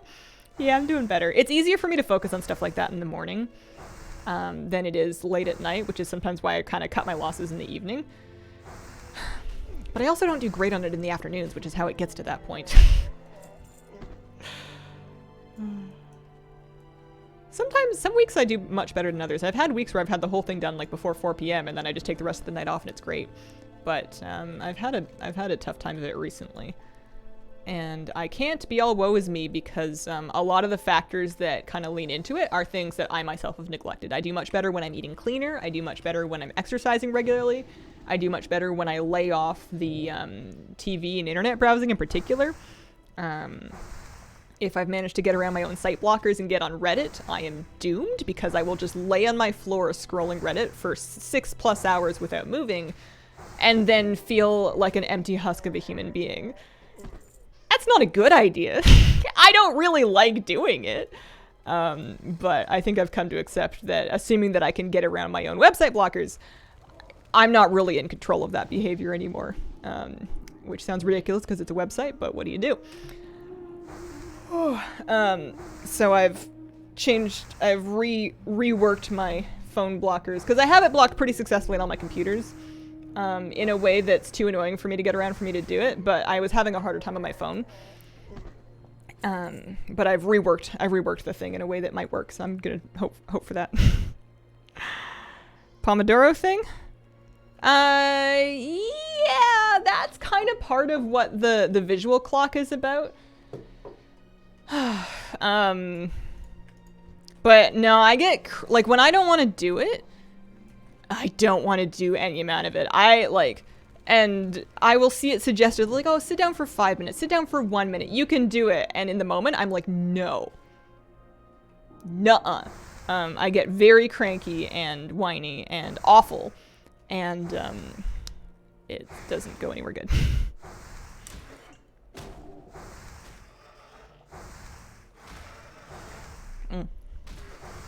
Looking for a distraction from the way making those videos makes you feel. Yeah, I think that's totally true. I absolutely have work-based anxiety, and I've never really fully unpacked where that's from. I've tried. You can make a bunch of arguments. You can say, oh, maybe you're worried about it having to be perfect. Maybe it's a perfectionist thing. Maybe you're anxious about the public seeing it. Maybe you're worried that the video's too late, or it's not, you know, relevant enough, or it's not snappy or clickable enough, or maybe you're worried about all these things. Maybe you're worried about you said something silly, or there's a screen cap of you that's going to end up on a forum that you don't want, or whatever. And I don't really worry about any of that anymore. I did when I was 22.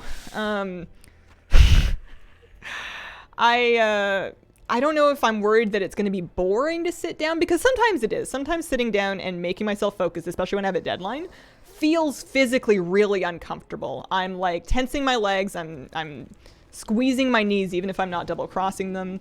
I'm like holding my breath. I'm really, really wound up in a way that hurts for a while after. So part of it is that it's physically uncomfortable, no matter how much I try to relax. But like, why? You know, like, what's my problem? I've been doing it for 10 years. I think it's possible that there was a phase in my life where I was leaning into the content to kind of escape other stuff. And like cognitive dissonance and feelings, and that maybe it's picked up some of that, but I don't know. I feel like I'm working through that just fine. It's like such a first world problem to have. Oh no, my lightning bottle strikes. That's not how that works.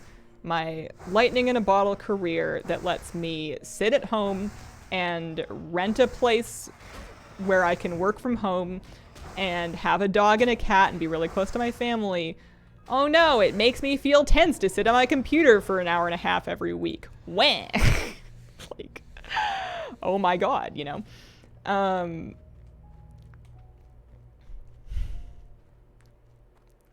don't know what my problem is. I've been trying pretty hard to unravel it for a long time because it's a fundamental problem. Because I really do like making content. I like editing, I like planning, I like voicing stuff. I think that's really fun. I occasionally get really sick of looking at myself. I think the news videos get a bit tough sometimes because I don't even look at the monitor anymore when I'm editing. I check the shot and I check the framing at the very beginning, and then I edit by waveform, and I don't watch the video back because I can't stand to look at myself anymore. But I think that would happen to anybody that's looked at themselves this much.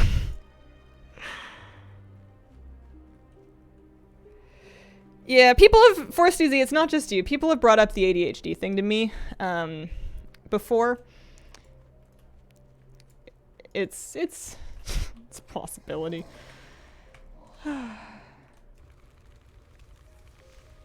Hop over to your mom's sister's place, try to work from there once in a while, might help.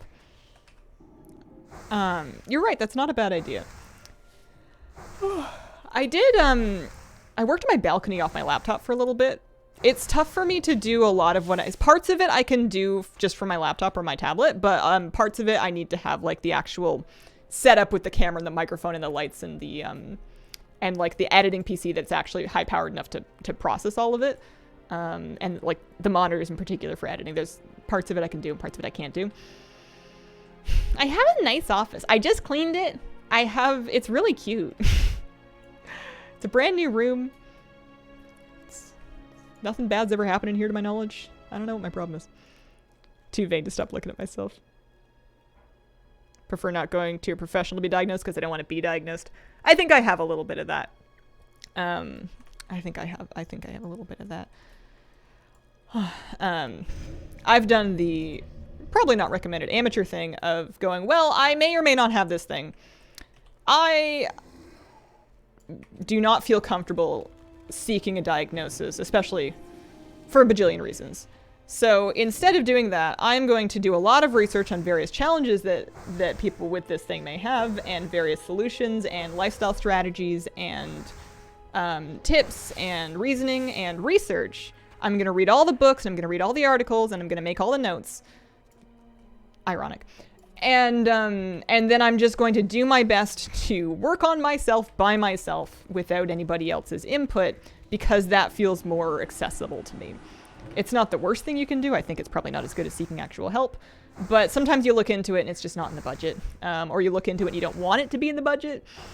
Or you look into it and it's something that is too administratively overwhelming for you to navigate when you're somebody who has a breakdown from a phone call. You just kind of, you make do with what you got. I am on Skull Rock, yeah. Most people have Horde tunes here. It's largely a Horde server. I picked it kind of at random. There's only 2 servers, but I just kind of picked one.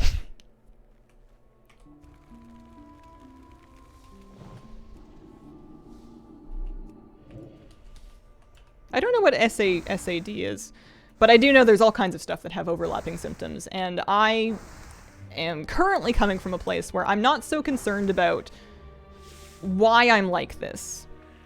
I'd like to process anything that I can, you know, and like face my problems and not ignore them. But I'm more concerned about what am I going to do about it? I think part of my potentially irrational fear about like seeking a diagnosis or whatever is that I don't want to mentally have myself in this box where I think, oh, that thing, I can't do that thing. That thing's too hard for me. I'm not going to do that thing. I need these accommodations. I can only handle this much. So that's all I'm going to do. That doesn't feel right for me. That doesn't feel like what I want for myself personally in my own little box, not talking about anybody else. And I feel like even if you say that going into it, some amount of having a professional tell me you have these problems would, especially when it's a mental thing like that, almost manifest them in me more than they already are. And it's like, I would rather try to work on what am I going to do to either achieve my goals or to make my life feel more livable. And then, you know, just try and do my best at that and not beat myself up too much for varying levels of progress. Oh, seasonal affective disorder, fall depression. I see.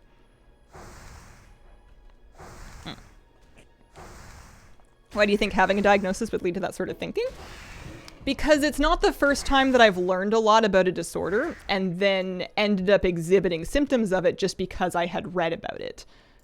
Which is not to say, especially with mental disorders, it's not to say that that means that you do or do not have the problem. They're like strange like that. But I did a lot of reading as a kid about a lot of different, like I would read my parents' old psych textbooks and stuff. And it's a really common problem with like psych students and whatever, that all of a sudden you see all of these things in yourself as soon as you learn about them. I learned about a lot of them, or at least I learned about the 1987 version of a lot of them, which is saying something that's changed a lot. And I know how malleable my concept of myself can be when presented with information that seems to be authoritative and trustworthy. I also think too much, man.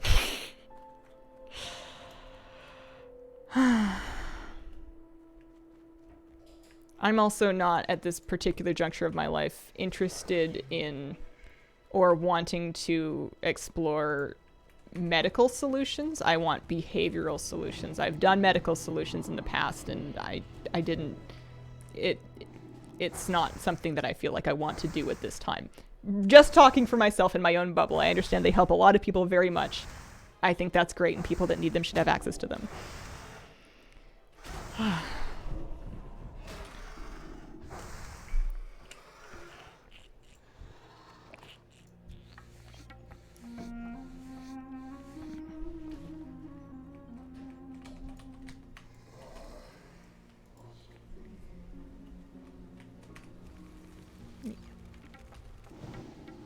I always end up talking myself in circles whenever this comes up.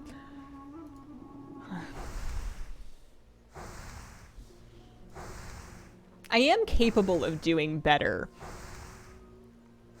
with my own, like with the lifestyle improvements and like the mindset improvements that I have worked on and tried. And I have seen that it can be done for sustainable amounts of time. If I die in hardcore, do I lose my name? Nope. Your character won't be deleted, and as long as you have the ghost, you hold the name. And I think there may even be a grace period after you delete the character if you want to reuse the name.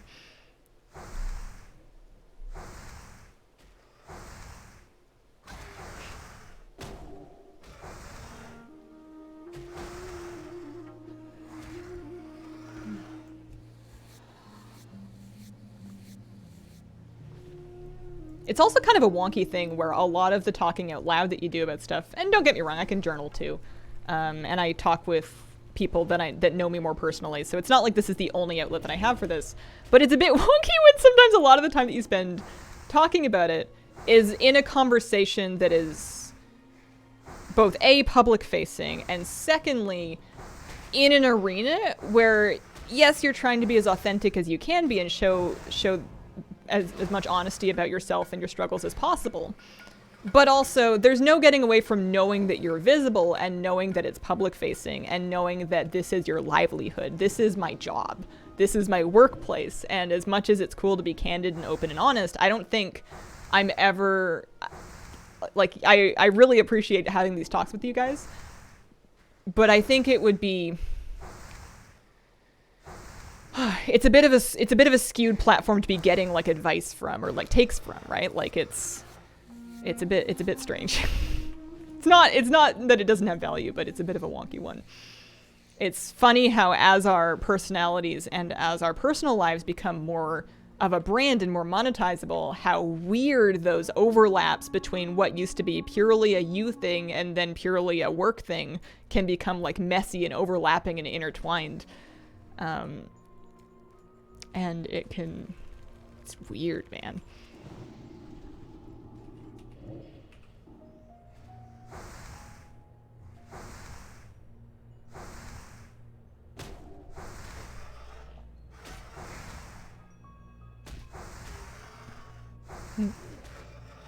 Change the subject. Ask ChatGPT to suggest names that were cute and themed for each Alliance class in Wrath Classic, and it did it. It was amazing. Oh, cool.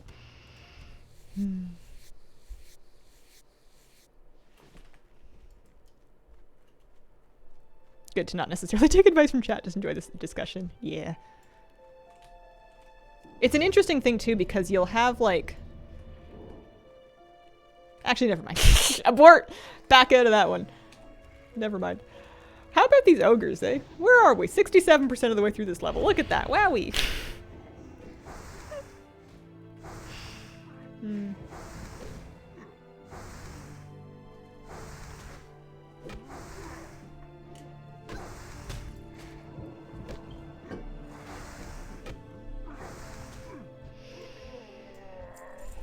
I went to see my puppy when I was on my break, and he was sleeping, but then he heard me, and he kind of looks up, and when he's laying on his back, he likes to lay on his back with his paws like this, and his ears will flop all the way open when he's reclined like that, and he'll kind of half pick up his head a little bit like it's the heaviest thing ever and look at you like, hey, Mom, is that you? And he's got these gigantic bat ears when he's doing that, and it's the cutest thing in the whole world.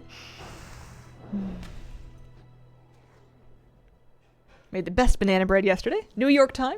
Times recipe. with chocolate chips. Best in slime. Ooh, I got some, they're of the gorilla. Leather boots of the gorilla, int strength. Ooh. Those might be vendor trash.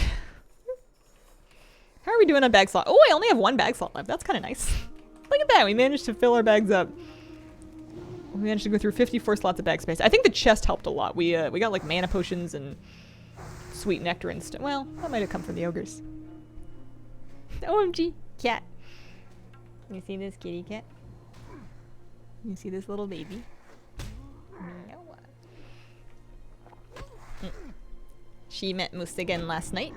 And once again, she just kind of went, it's you. And then she calmly hopped back up on the bed and she lay back down and was fine. I think that if we do that like every night or almost every night, eventually she's going to get so bored that she doesn't even want to jump up on the bed anymore. And she'll be like, I'm not moving, so just don't touch me.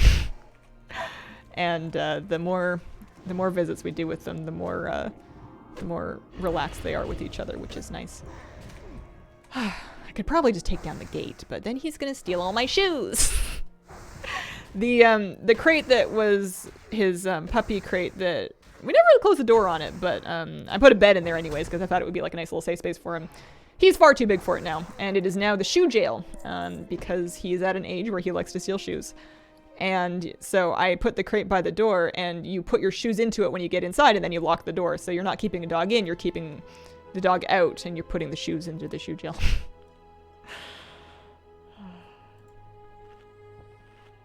Good afternoon, Hazel. Got the Headless Horseman's brains yesterday on retail. Congrats, Jans. It's fantastic. The entire time you've been streaming, I've been trying to move new Animal Crossing villagers in and out. It's taken hours. Ooh, which version of the game and how?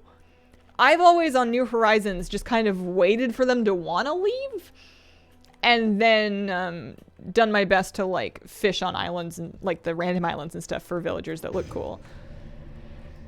But I've never like bullied a villager into leaving, and I don't even know if that's an option. You don't have a vendor mount or what? Yeah.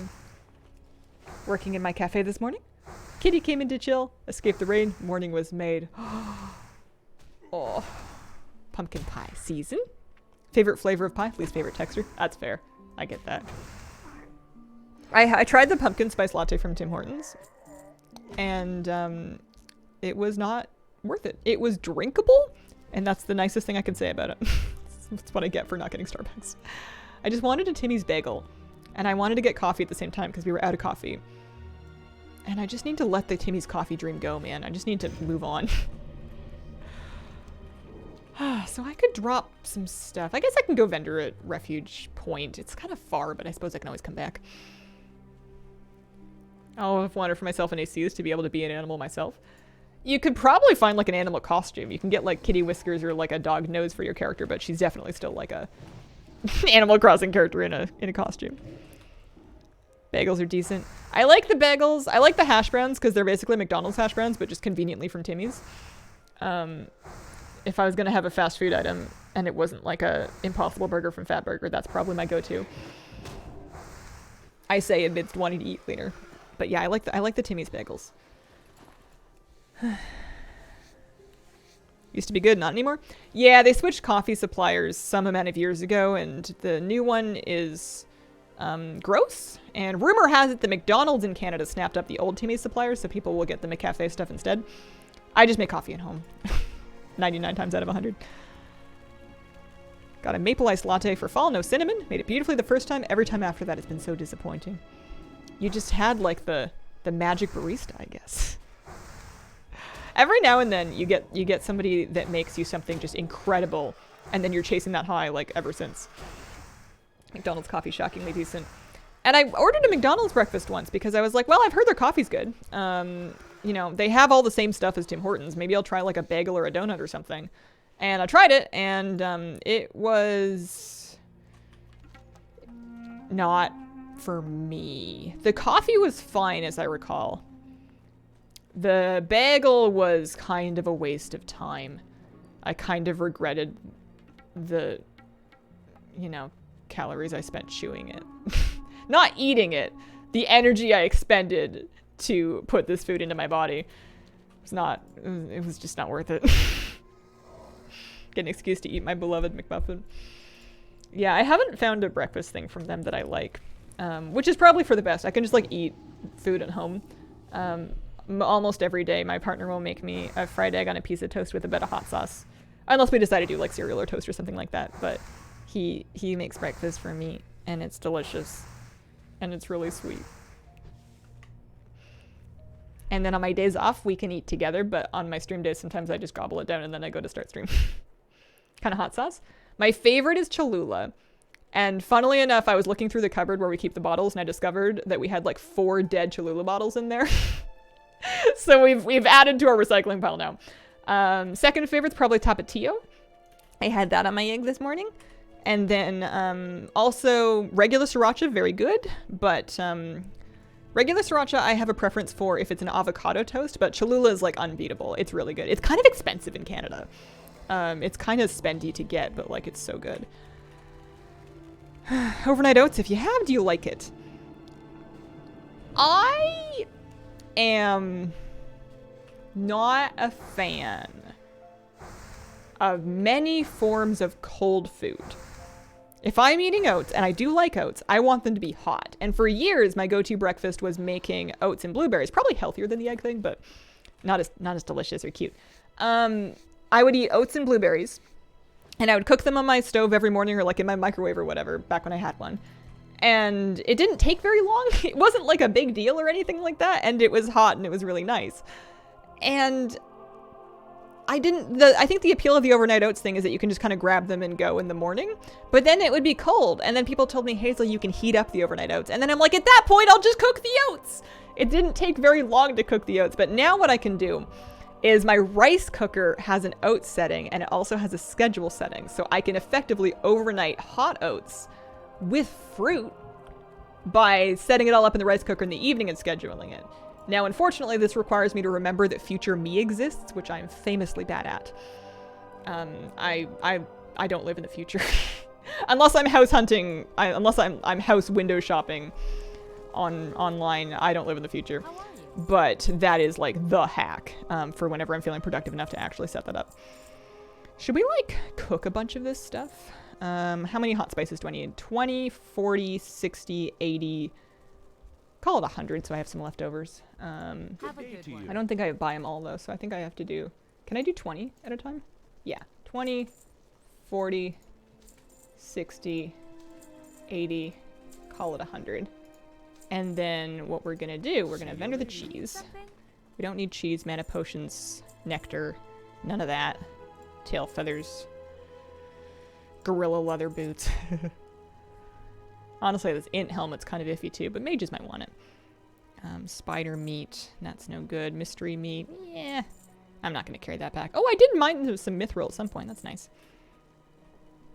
Ooh, aquamarine's valuable, that's nice. The heavy hide's kind of fallen off. And then I'm going to cook that because the eggs certainly will vendor for more. Even if you account for what you spent on the hot spices, they vendor for more if you cook them first. And then also I can roast raptor. The roast raptor vendors for 3 silver. That vendors for 87 copper, and then that stuff you buy for like 30. So it still checks out. It's more profitable even if you're vendoring it to cook it first.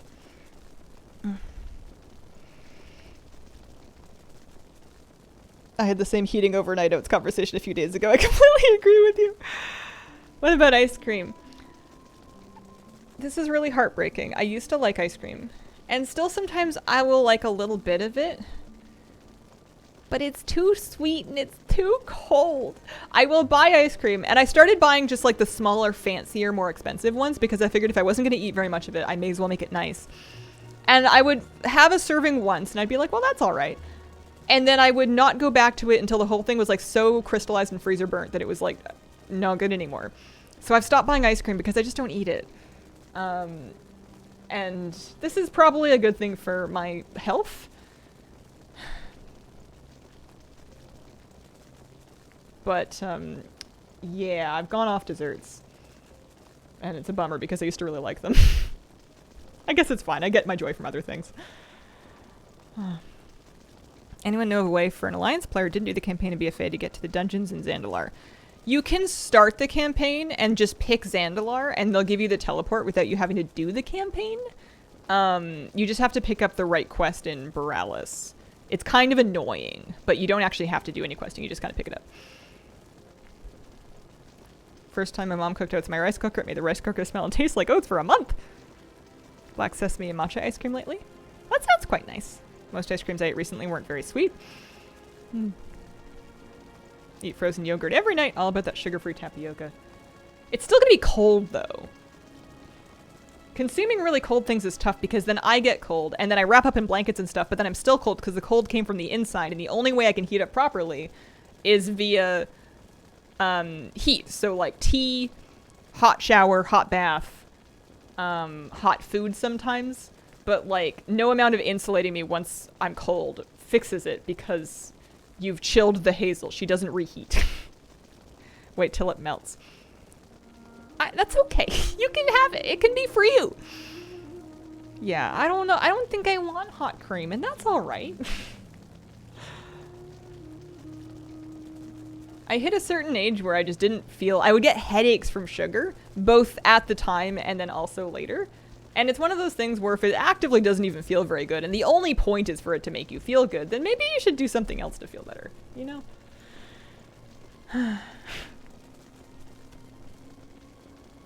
High fructose syrup. I would be surprised if that was the case in Canada. Electric blanket. I do have one of those. I did get an electric blanket. I also am being stubborn about turning my baseboard heaters on, but that's because it costs like a lot of money to heat a place, even one this small. And I would rather just try and deal with a lot of tea, I guess. Toaster oven, real go-to. Cooking at max. Yeah, it is. I can't get access to the next level of cooking until I go to Tanaris, and I'm not ready to go there yet. Yeah, we have hydro. We have hydro. You pay your hydro bill at a certain rate per flat amount of electricity used, and then you pay a increased rate for any further electricity beyond that breakpoint to try and encourage people to use more reasonable amounts of power. And nothing blows your power budget faster than heating your house. I think fuzzy socks are very important. Have you ever had the experience where you put on your warmest, fuzziest, woolliest socks, and you wear them for ages, and your feet are still cold, and you take off the socks, and your feet are just clammy dead fish inside of your super fluffy insulated socks? I have to, like, heat my feet in the shower or bath, and then put the socks on so that there's some beginning heat to go into them. Wasted cooking levels. I betcha we're gonna get more raptor flesh. I wouldn't stress about it too much. We're colder because of estrogen. Well, I'm complaining. It's unfair. Metal wooden stove. Start burning lumber to heat your house. You say that. People do that. That's a thing.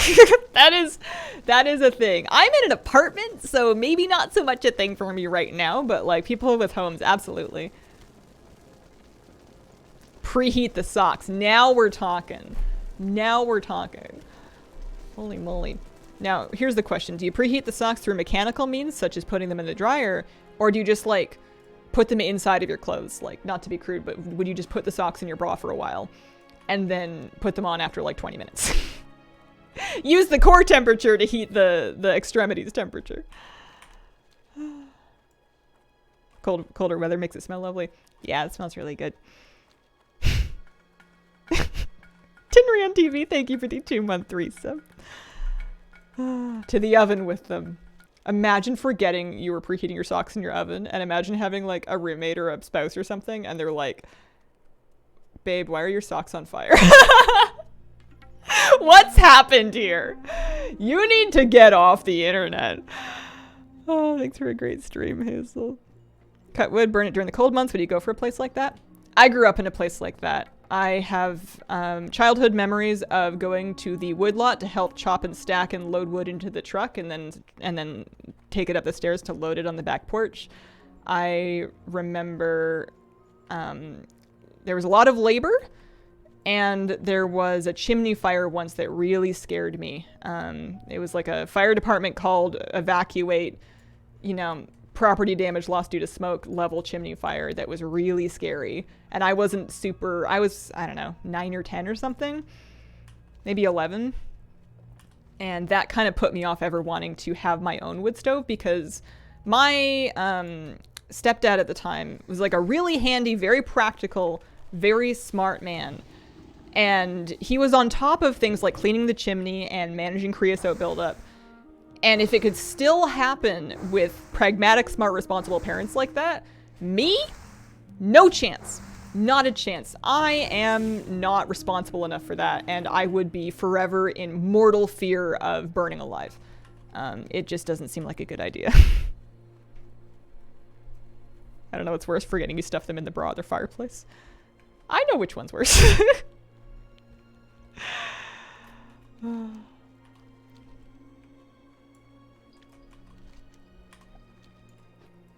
I have this thing where I don't put lids on things properly. I don't mean to, but it just kind of happens. I think I lose interest or attention in whatever I'm doing once I've gotten whatever I wanted from the container. So the lid will be partially affixed, or it'll just be sat on top of the thing.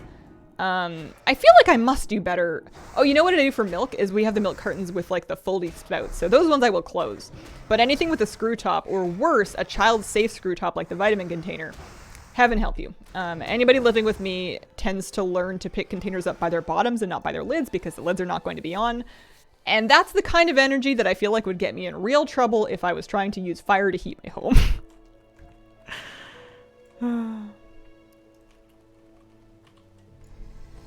Dad asked me a couple times a year if we've cleaned the chimney yet. It's really important. It is really important. I know it sucks, but man, that is not the kind of thing that you want to just leave for later.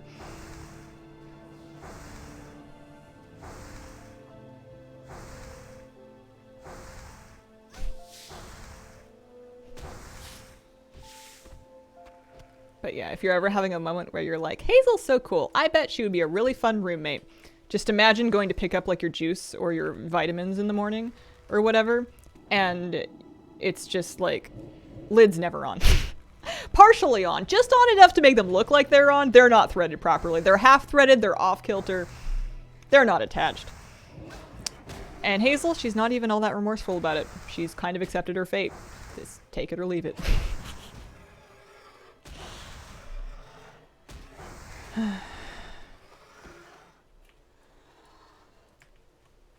I can think of many worse qualities. The horror. That would drive me nuts. Is it a defensive thing to punish people who pick up your jars? Haha, we've got them now. Those are pickles you're never getting back. Yeah. It's funny how different people's pet peeves are so different, and how something that would drive somebody completely nuts wouldn't bother somebody else that much. And how we all kind of have things that we're like really sensitive about. Or I guess not everybody. Some people are just genuinely chill. But a lot of people will have things that we're sensitive about, and then things that we're like very laid back about. And again, some people are like really together, and some people are really loose and laid back. And it's just, you know, we all just got to find our people. Also screw them on way too tight. See, that's a pet peeve of mine, because then I can't get into it. Especially, or like I'll hurt myself trying to get into it. What's a good example of that where they're on way too tight? There was a thing. Jars specifically. Fridge jars. Salsa, pickles. Not the first time. I'll just get help with that. But the second or third time, I feel bad because whenever they're on insanely tight, because I can't get back into them, and then I'm like mad about it, so I'll try to brute force it, and then I'll hurt myself, and then I'm like, ow.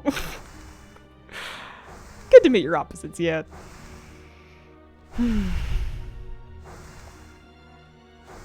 But yeah, I don't know why I don't put the lids fully back on. It's not something I've ever thought about. It's not something I've ever done on purpose. I just don't finish that task, apparently.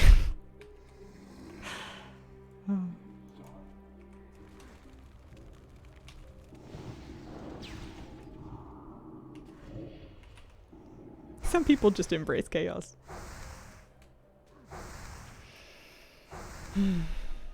A lot of people are like very chaotic in some arenas and not at all in other ones, which is really fascinating. You like to characterize somebody as either this person's very organized, or this person's very tidy, or this person's very messy, or whatever. And there will be people that are like super organized and together and with it for like work. And then they're like bedroom or their bills or whatever at home is like a total mess, or somebody that's like really, really together about food, but then they're really laid back or like, you know, not keeping on top of a different thing. Somebody keeps their house super clean, but their yard's a mess. Like it's very specific and individual. And some people will have a tendency that applies to everything, but a lot of people don't. That's me. You're describing me. My style is that I vacillate between, not extremes, but I will kind of stop paying attention to something and I will slowly decay and decay and decay and decay. And then I start to feel kind of gross. And then I look around and I go, what is this? And then I go, I'm changing. And I will clean and I'll clean and I'll clean very thoroughly in a very detail-oriented and organized way. And I'll be like, this is great. This is who I am now. And then I'll get all comfy and then it'll decay and decay and decay. I do it in cycles. I will be very clean and I'll clean all kinds of things and all kinds of places that I don't normally get to. And then it won't cross my mind for a year. And then I'll be like, oh, that's gross. I have fully the capacity to recognize that it's gross and fully the capacity to not see it when it's right in front of me. And I go back and forth between them in cycles.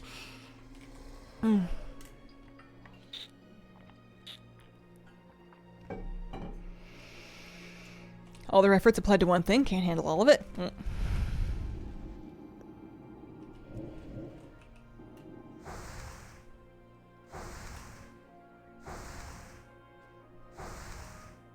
I never vowed to change, though. I'm just fine. Get the vacuum. I get to vacuum today. I have puppy hair all over my floor and also like dirt and leaves and stuff. And it's Saturday, and I often clean on Saturdays. And I'm going to take my vacuum, and I'm going to roll it out on my cupboard, and I'm going to plug it in, and I'm going to turn it on, and I'm going to put in my headphones, and I'm going to boogie, and I'm going to vacuum, and it's going to be great. But probably not until after I've had a nap. And it might end up getting pushed to tomorrow, depending on the whole nap situation. Friday is my cleaning day. Feels so good to get it done. My current life with this dog, and with the season and the weather and whatnot, because that certainly plays a part into how much dirt gets tracked in.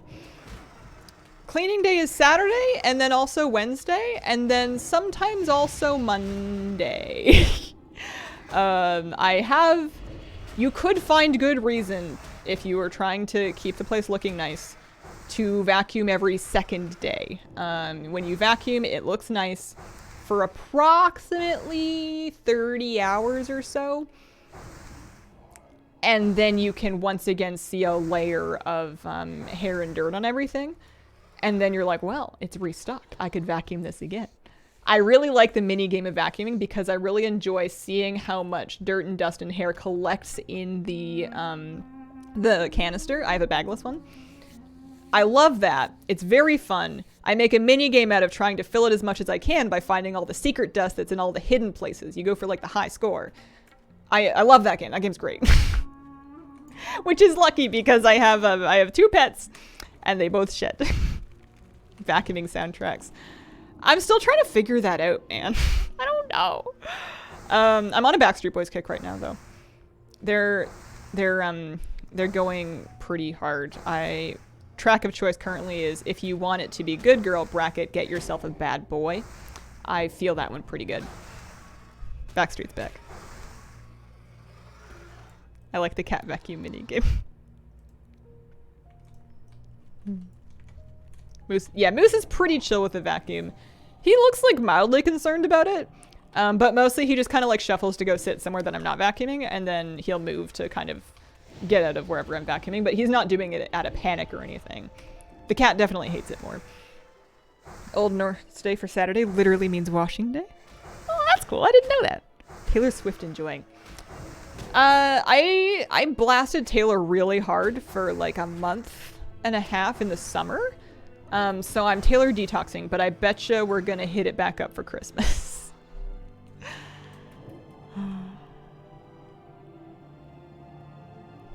Everything important gets done before a specific time of day. After that time, I cannot be bothered. That's really smart. I'm having mild amounts of success with writing down my one priority for the day in my book.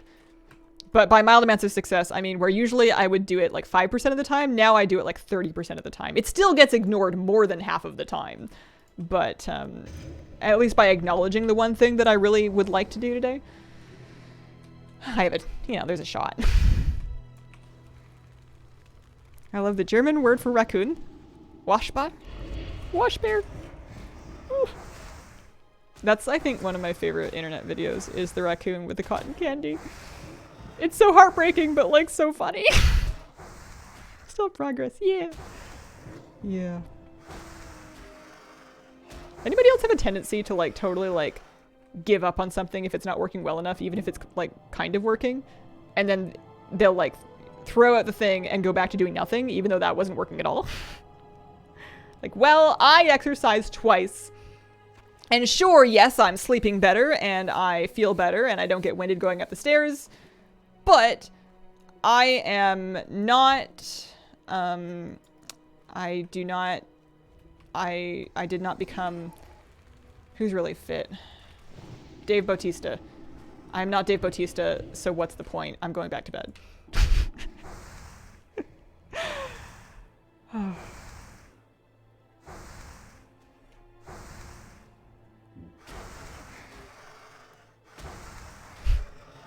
Also, the last time I did a workout and I did some core exercises, I was like, on one hand, ooh, my abs. And then on my other hand, I was like, ugh, my abs.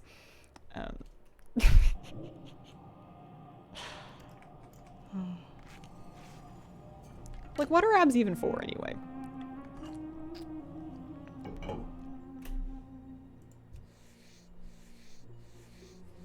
No progress, no point not doing it. Yeah, with me, it's not even that there was no progress, it's that I guess there wasn't enough progress. Like, it wasn't good enough for me. Today was leg day in the gym, and I don't think I'll be able to walk tomorrow. Aw. Good excuse to get cozy on a Sunday. Brown bear is Brunbjorn. Oh. Brown bear is what I call myself when I wear my fuzzy fleece brown sweater. It makes me look like a brown bear. It more so made me look like a brown bear when my hair was still brown and it was very short. I feel like you could put little bear ears on me and I would be like a little, well, not a little, I'm pretty big. I would be a pretty big teddy bear. Bjorn. I love the feeling I get when I flex in front of the mirror. I do it a lot. Hey, it's progress. It's satisfying to see results from something you've been working on.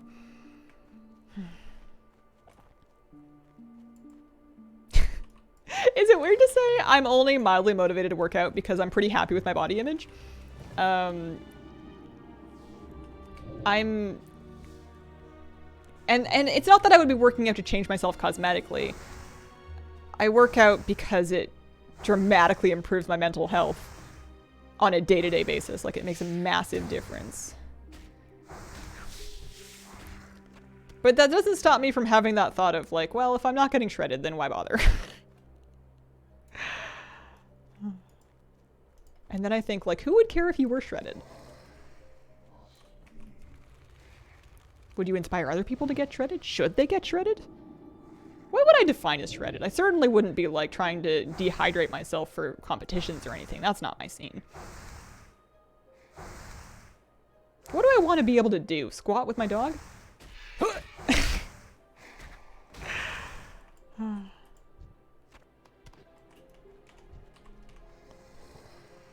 Shredded like cheese, maybe.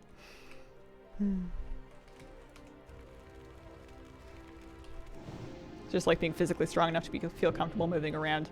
Yeah. Comfortable at rest, too. Being really out of shape can make it uncomfortable and painful just to sit or just to relax. I find that having more mass on my body makes it easier, like more muscle mass makes it easier to just kind of chill. Digging up my car in the winter without it being exhausting.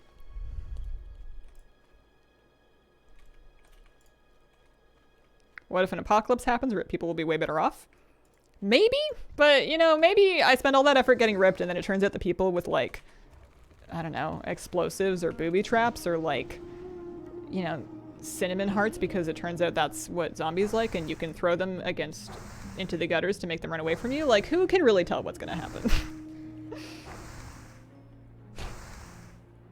I'd hate to do the Jillian Michaels beach bod and then get eaten by a zombie anyway. Although I bet that I would taste better if I was ribbed. Right? I guess I don't know.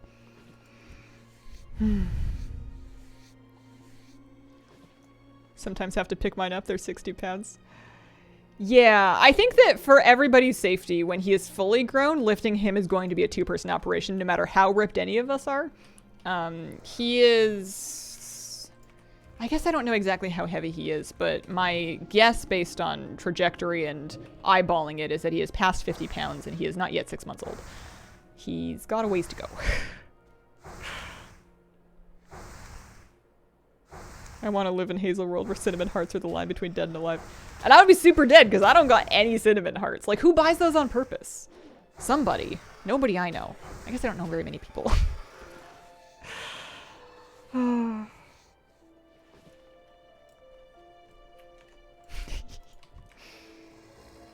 What did I make recently that was kind of yummy? Ooh, I did burrito bowl beans. I sauteed some onions and garlic, and then I added some cumin and paprika. And then I added a can of black beans and a bunch of frozen corn, and I kind of like cooked that up together for a while. And then I had it on some lime rice with some roasted yams that my partner had made, and then like a little sour cream, a little cheese, a little salsa verde. That was delicious. I think I have leftovers. It's lunchtime. That's how you know. It's good he's so friendly. It is good he's so friendly. I'm really grateful that a lot of neighbors have been willing to kind of like stop and meet with him. And I know he's like a puppy, but like people have been really cool about, you know, like saying hi and taking some time out of their day to like meet him and stuff, because he's met so many people as a puppy and it's all gone really well and everybody's been really nice that I think he's doing much better with strangers than a dog that didn't have quite as much experience. It's the one area in my life where living in a pretty crowded city is paying off, is that the dog has met everybody. He loves people. He loves people. He loves dogs. He loves squirrels. He loves cats. He loves life. That boy is living. And it's really cute to see him meet somebody that he has met before, because he remembers people. There was this one neighbor that we ran into that had met him once when he was like a little puppy, and met him again. He's like, oh my goodness, look how big he is. And like Moose remembered the guy and was like, oh. He gets really happy. It's very cute.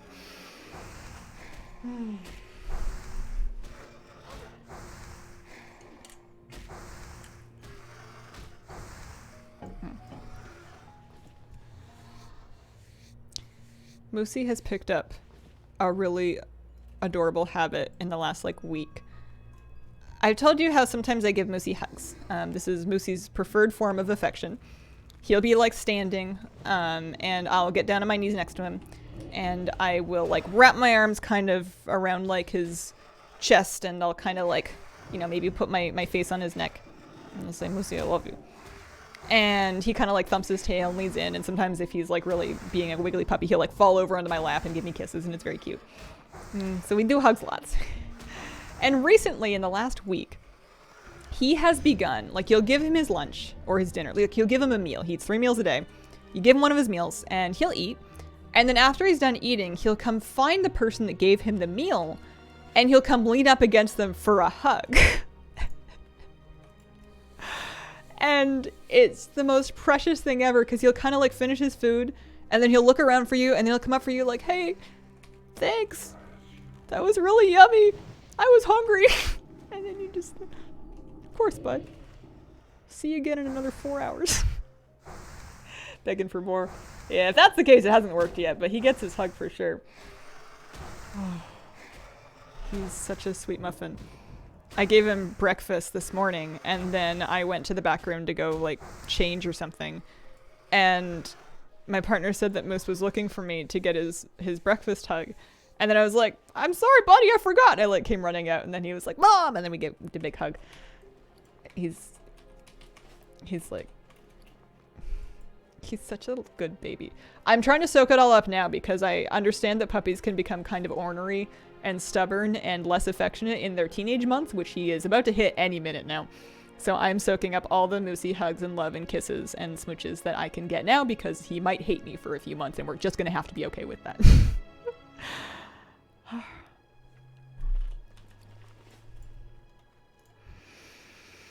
Ever see those videos of dogs seeing their owners again after a long period of time? They freak out. Those are, those make me cry every single time. There's also cat versions, which blew my mind when I first saw one. There'll be the same sorts of videos of cats seeing their owners again after a long time. And tears gushing every single time. I can't take it. It's those videos and then proposals that are like the cheat code to make me cry. Nothing does it quite like that. Not got a meaner pride streak in him. He does have a stubborn streak in him. He's a bit of a road bump where like he doesn't move if he like it doesn't occur to him that he might be in anybody's way or that somebody might be trying to do something. Even if you like kind of like he might be like lying in front of the fridge or lying in front of the gate or just like standing in front of the door when you're trying to put your shoes on or something like that. And you might be like, "Miss, excuse me," and you're kind of like nudging him a little bit to see if he'll move, or like you'll kind of make evident with body language your intent to enter that space to do something. And he's kind of looking at you like, "What?" And he's pretty big, and it's quite difficult to move him. He is a bit of a log that way. Yeah, I think that's what he's gonna do. When we're leaving the front door, he'll put his nose kind of where the door opens. And then you need him, the door opens inward. So he needs to move so that the door can open. And every single time you have to do it really slowly because you're like, excuse me, bud, beep, beep, beep. And I'm trying to teach him that beep, beep, beep means back up. I need to practice that one more is what I need to do. He's very trainable. I just need to work on that command. But it's so funny because he won't move. Like he's just gonna be like, ow, this door's in my way. Ow, ugh.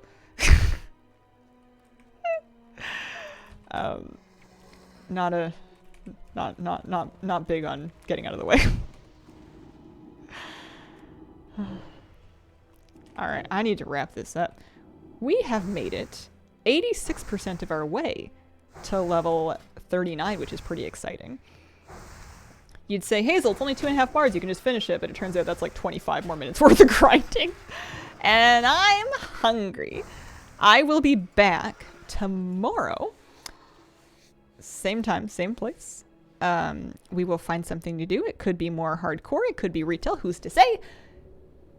In the meantime, thank you all very much for joining me. I appreciate the company, and I hope you guys have a wonderful, wonderful day. Bye.